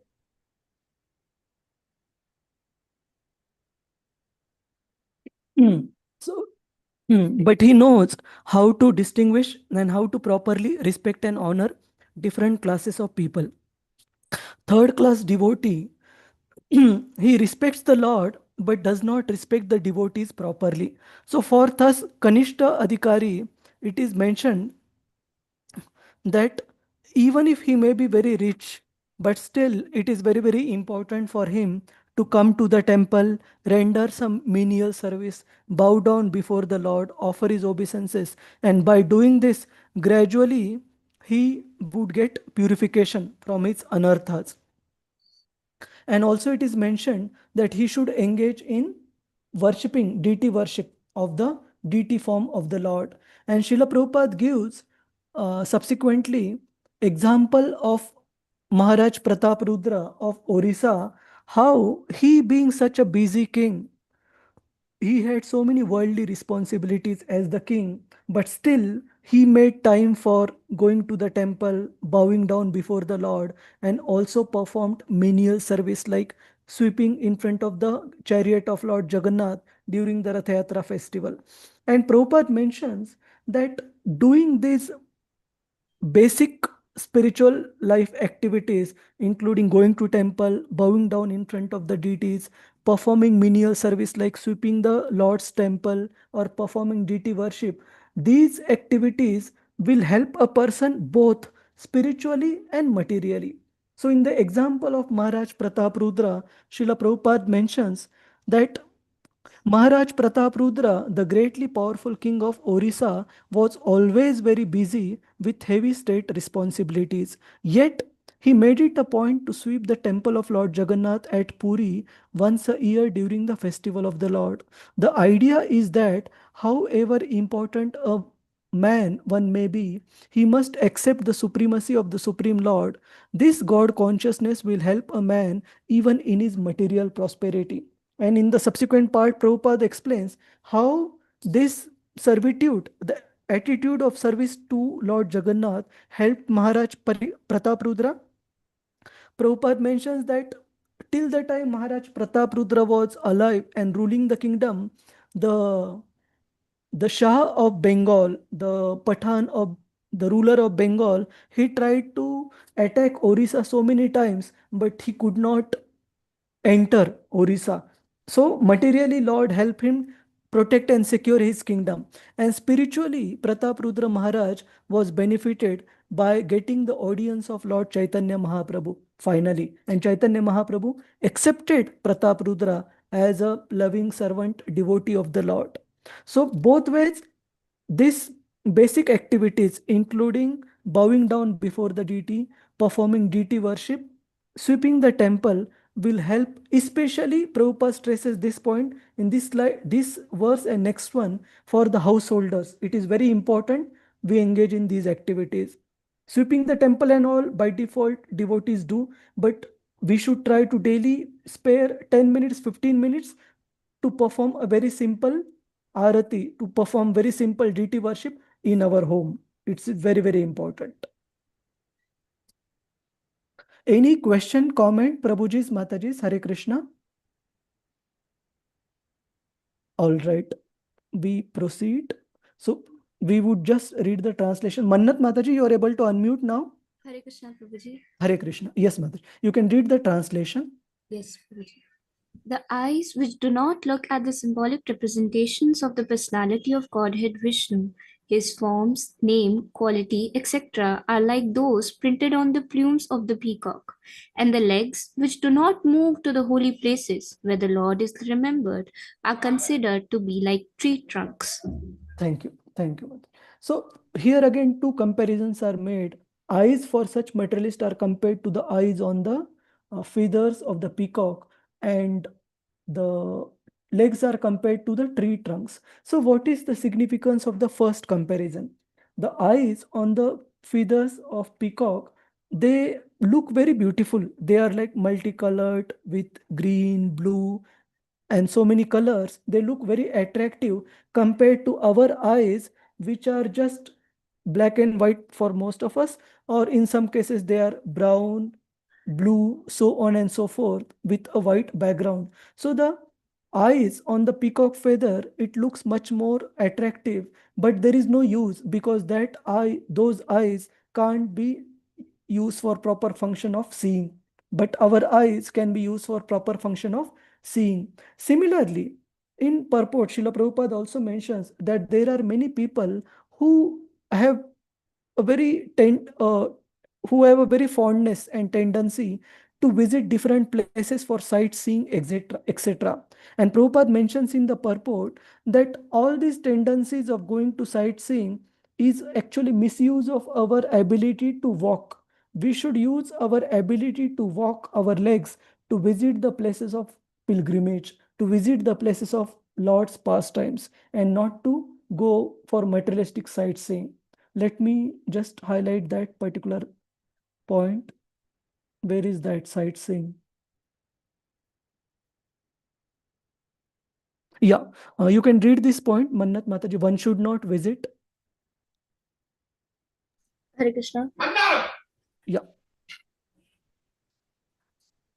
One should not visit all the sanctified pilgrimage places and the temples with sightseeing in mind, but one must go to such temples and sanctified places, immortalized by the transcendental pastimes of the Lord, and be guided by proper men who know the science. This is called Anuvraja. Anu means to follow. It is therefore best to follow the instruction of the bona fide spiritual master. Even in visiting temples and the holy places of pilgrimage, one who does not move in that way is as good as a standing tree, condemned by the Lord not to move. Thank you, Mataji. So definitely, see, we don't want to condemn anyone, but in India, especially amongst the pious people, retired people and all, we do see people have a fondness for visiting places, taking photos, uploading and all, just for the sake of sightseeing. And I wanted to show this part of Srila Prabhupada's purport even to my parents, who have a very fondness for visiting different places for sightseeing. Even if those places are holy, will they get benefit? Definitely they will get benefit to an extent, because that place is a very holy place. But specifically Bhagavatam says one should not restrict oneself just to sightseeing. More important than sightseeing is to hear about the significance of those places, about Lord's pastimes from the saintly persons in that particular place. Do we remember any verse from Prabhupada's writings, Prabhuji's, Mataji's, where he similarly stresses this point? Not to go to a holy place simply for taking bath in that place, but we should hear from the saintly persons. Yes, Prabhu. Is it that Yes. verse 3? Tirthi kurvanti tirthani, that verse? See, that verse mentions that how the presence of the holy people makes a place holy. So that is the positive. But there is one more verse. This yes, yeah. Yes, Rasangini Mataji. Sorry, Prabhu, I don't remember the verse, but then I remember, I think it's a few verses around what Dharnishri ma'am told. That it says that we should go to the holy places and let's just not go and focus only on their beauty and sightseeing, we should also, and not even enter the, not just the water alone, but we should take the opportunity to listen from the devotees. Listen. Yes. I think it's from the Vidura's first canto. Also. Yeah, this is the verse. Sure. Yeah, so where it is mentioned that one who considers the body to be made of kapha, vata, pitta, his own birthplace as the worshipable, and who visits the holy places just with the intention of taking a bath without hearing from the sadhus about Krishna Katha. Such a person is no better than a cow or as a donkey. So basically, coming back to this particular point, it is a pious activity going to holy places, but not just for sightseeing. One should aspire to hear, then it is proper. So last 2-3 verses, let us quickly go through. Let me see if anyone else have Ananta Ajiteshwar Prabhu or other devotees. Let me see if you want to read. If not, Rohini Mataji, Hare Krishna. Hare Krishna, Prabhuji. Hare Krishna. Just the one marked in yellow or even the translation first? Okay. Yes.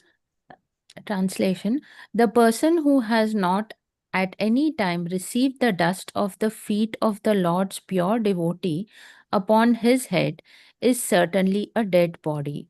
And the person who has never experienced the aroma of the tulsi leaves from the lotus feet of the Lord is also a dead body, although breathing. Thank you, Mataji. So before we go through the purport, the word that is used by Shaunakadi Rishis is Jivan Chavo. Jivan Chavo means a living dead body. That means a ghost. So that means the person is active even after he has died. So a person who does not engage his body in the service of the devotees of the Lord by taking dust from the feet of pure devotees means following their instructions, serving them. A person who does not serve the pure devotees of the Lord is as good as a dead body.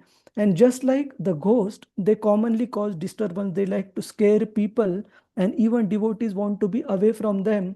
Similarly, these type of persons who are not using their body for service to the devotees are also simply causing disturbance. They are like living ghosts. And those who have not experienced the aroma of tulsi leaves from the lotus feet of the Lord, they are also dead body while breathing. So they are further condemned. 1 second, let me see if I put anything in the slide.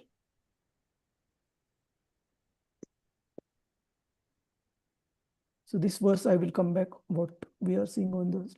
Yeah, so we will proceed. Purport you can read. Rohini Mataji.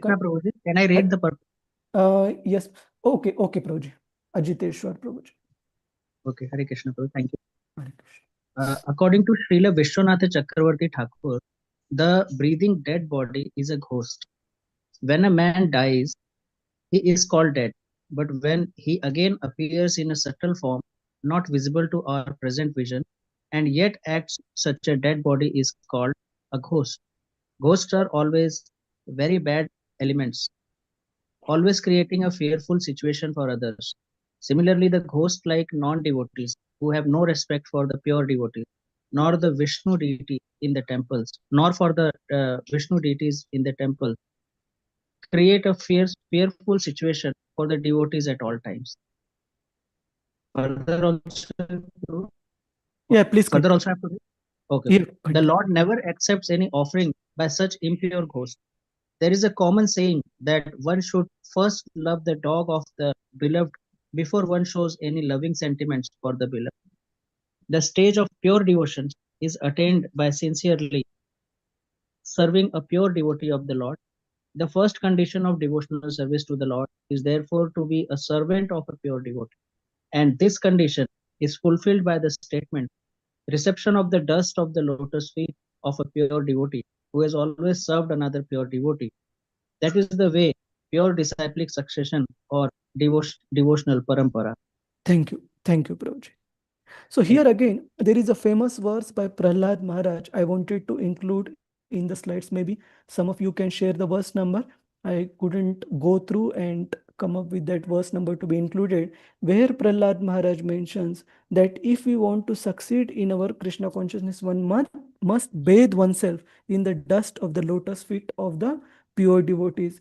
And taking the dust of the lotus feet means more than literal meaning. It has serving the instructions of those pure devotees. That is properly serving. Otherwise, we take the dust but don't give attention to the instructions what these pure devotees are giving, then it is not of much value. So till now, in all these verses from text 17 till 23, we saw the Shaunakadi Rishis thoroughly condemning those persons who are not engaging in Krishna Katha, condemning their existence, condemning their breathing, their limbs, external organs, including the power to hear, power to speak, power to walk, and their overall body as ghost. So these people are thoroughly being condemned. Now, in the last but one second last verse of this particular chapter, Shaunakadi Rishi, they condemn the internal organs, namely the heart of such a person who is not able to devote himself to hearing and chanting about Lord Krishna.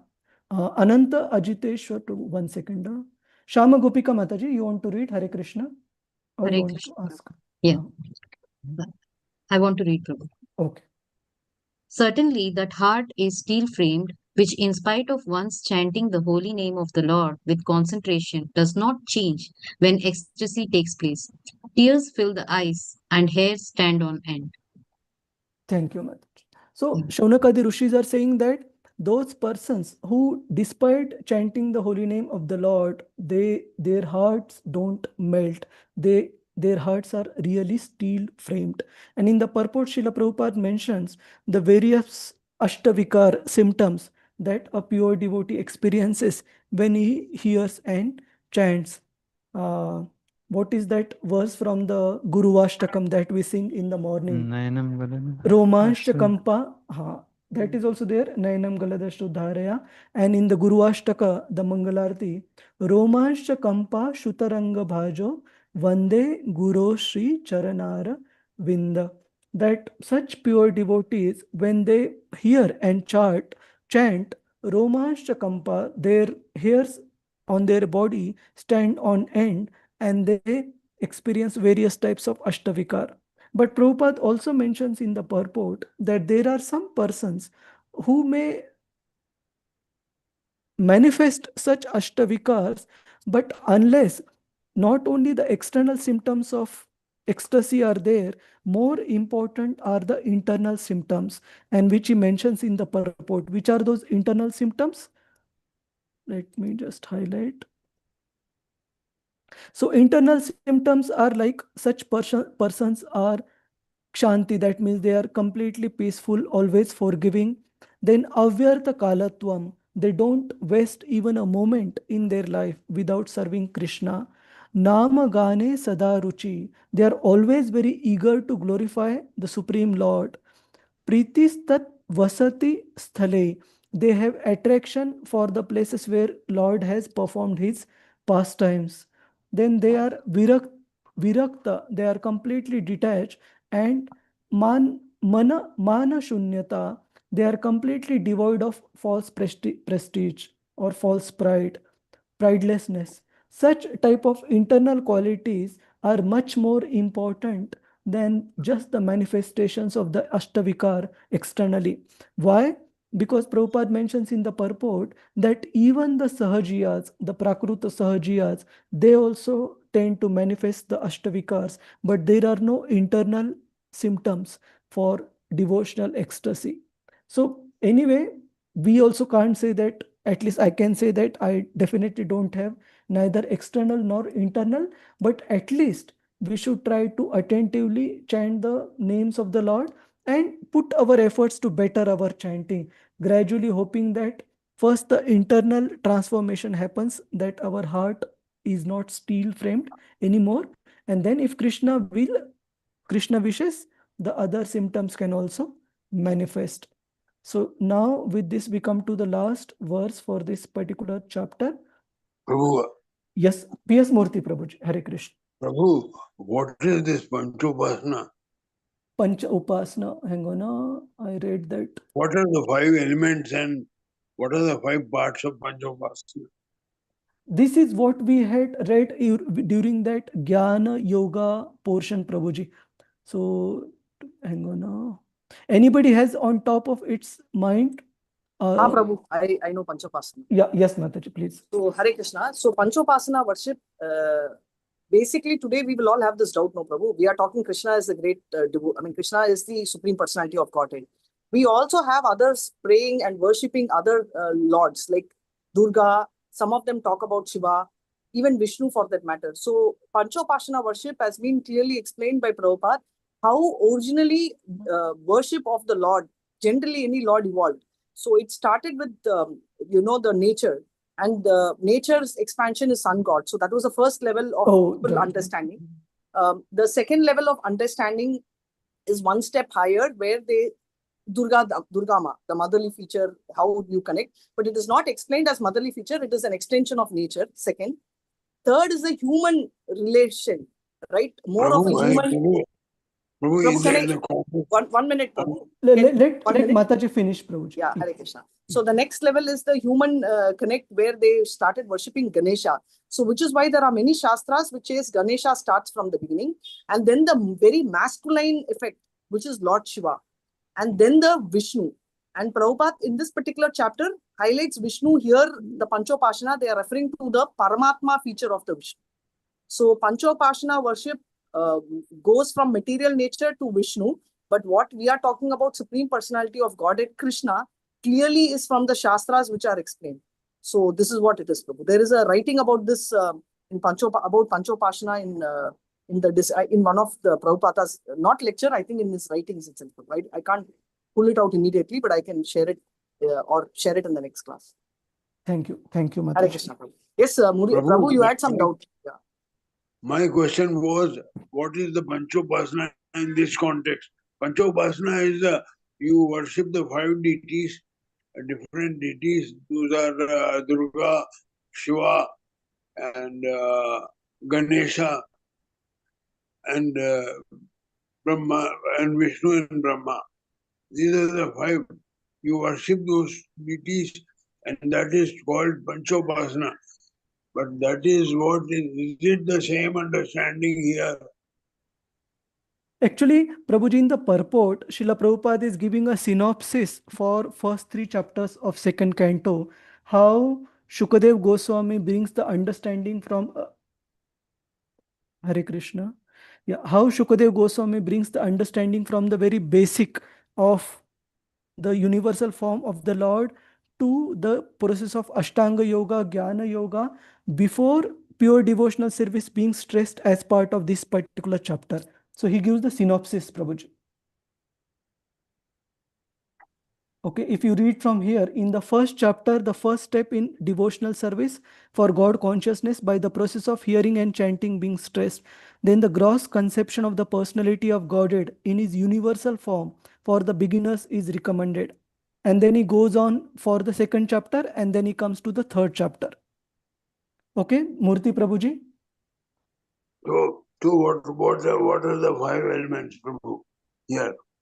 Okay, if let us read here. The system of Pancha Upasana recommending the 5 mental attitudes for the common man is also enacted for this purpose, namely gradual development worship of the superior that may be in the form of fire, electricity, the sun, the mass of living beings, Lord Shiva, and at last, impersonal supersoul, Paramatma, the partial representation of Lord Vishnu. So these are mentioned as 5 levels of worship, Prabhuji, here.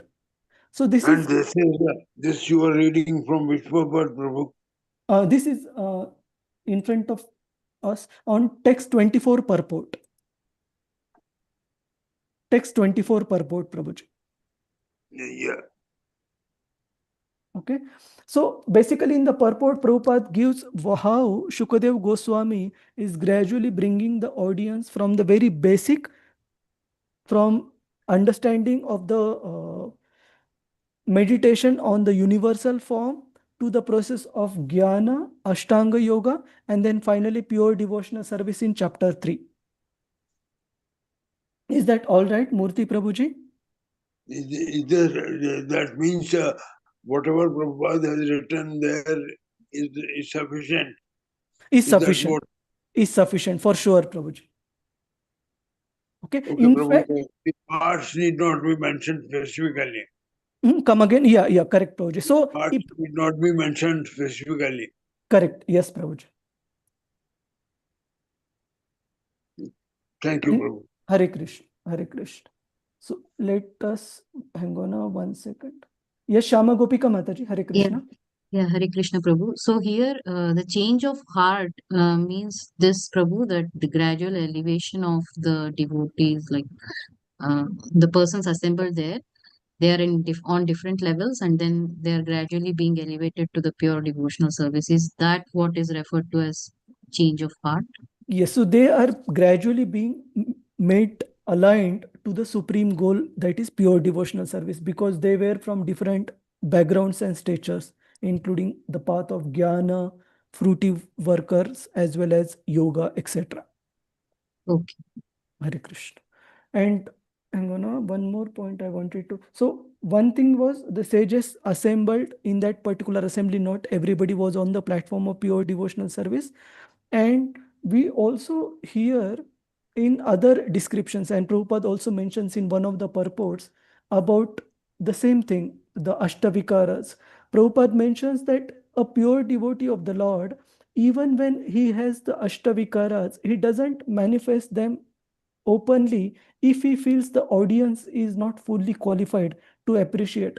And Prabhupada gives the example of Lord Chaitanya Mahaprabhu when he comes to meet Ramananda Rai on the banks of Godavari in Rajamundri district in Andhra. Chaitanya Mahaprabhu holds on displaying the Ashtavikar symptoms in front of Ramananda Rai, because Prabhupada writes some of the attendants of Ramananda Rai are not fully on that particular platform as Ramananda Rai, being able to appreciate the symptoms of a pure devotee. So a pure devotee holds of holding those symptoms. And then in the subsequent part of the purport, Prabhupada mentions that more important on these external symptoms is the internal symptoms, including these what we saw. Kshanti, Avyartha Kalatvam, Namagane Sadaruchi, Priti Tat Vasati Sthale, so on and so forth. So these internal characteristics of a pure devotee are much more important than external Ashtavikara. Is that all right, Prabhuji's, Mataji's? Hare Krishna. Yes, Prabhuji. Divya Rukmini Mataji is holding her head. Mataji, any confusion? Please don't get too stressed, okay? What is going on here? See, these purports are very long. So Yes. try to understand based on the salient Very points. difficult, Prabhu. No, it's not difficult. Try to understand the skeleton first, and after understanding the skeleton, after understanding message from Shukadev Goswami, then we try to understand the details. If we directly want to understand the details, it would seem very overwhelming. Okay? So that's why I myself, while giving the explanations, to be honest, I have skipped a lot of details because I don't want to cover everything and then confuse everyone. Better we take what is of essence, at least understand the skeleton, then we read and understand in more detail as part of individual study. Is that all right, Divya Rukmini Mataji? Hope I have not stressed. So now we will go to the last concluding verse where Shaunakadi Rishis, they are petitioning Suta Goswami to further explain the conversation between Shukadev Goswami and Maharaj Parikshit, not conclude it. Usha Mataji, Hare Krishna. Hare Krishna, Prabhuji. Hare Krishna. Yes, Mataji. Shall I recite the verse also? Yes, Prabhuji? yes, you can recite. Text 3.25. Athabhideyangamanonukulam. Athabhideyangamanonukulam प्रभाससे Bhagavat प्रधानः प्रभाषसे भागवत भागवत प्रधानः यद् आह वै याशकिरात्मविद्या यदाह वै सखिरात्मविद्या सगिरात्मविद्या विशारदो नृपतिं साधु पृष्टः विशारदो नृपतिं साधु पृष्टः. Translation and purport by His Divine Grace, Srila Prabhupada, Prabhupada ki Jai. O Sutta Goswami, your words are pleasing to our minds. Please therefore explain this to us as it was spoken by the great devotee Shukadev Goswami, who is very expert in transcendental knowledge and who spoke to Maharaj Parikshit upon being asked. Thank you, Mataji. Purport is very small, so we can read it. Knowledge explained by the previous Acharya, like Shukadev Goswami, and followed by the next, like Sutta Goswami, is always powerful transcendental knowledge, and it is therefore penetrating and useful to all submissive students. Thus ends the Bhakti Vedanta purports of the second canto, third chapter of the Srimad Bhagavatam, entitled Pure Devotional Service, the Change in Heart. Hare Krishna. Thank you, Prabhuji. Thank you. Thank you very much, Prabhuji's, Mataji's. Rasarangini Mataji, can we stop the recording? Prabhu, you're the host, Prabhu. Sure. Hare Krishna. Where is the stop recording? Or you can make me the host else. It will be more. More? You can select the drop down button, Prabhu. It will show stop. This Hare one? Krishna, Prabhuji. YouTube thing. Okay, hang on 1 second, Prabhuji's, Mataji's. Let me make Mataji. I just want to share something. Okay, Rasarangini.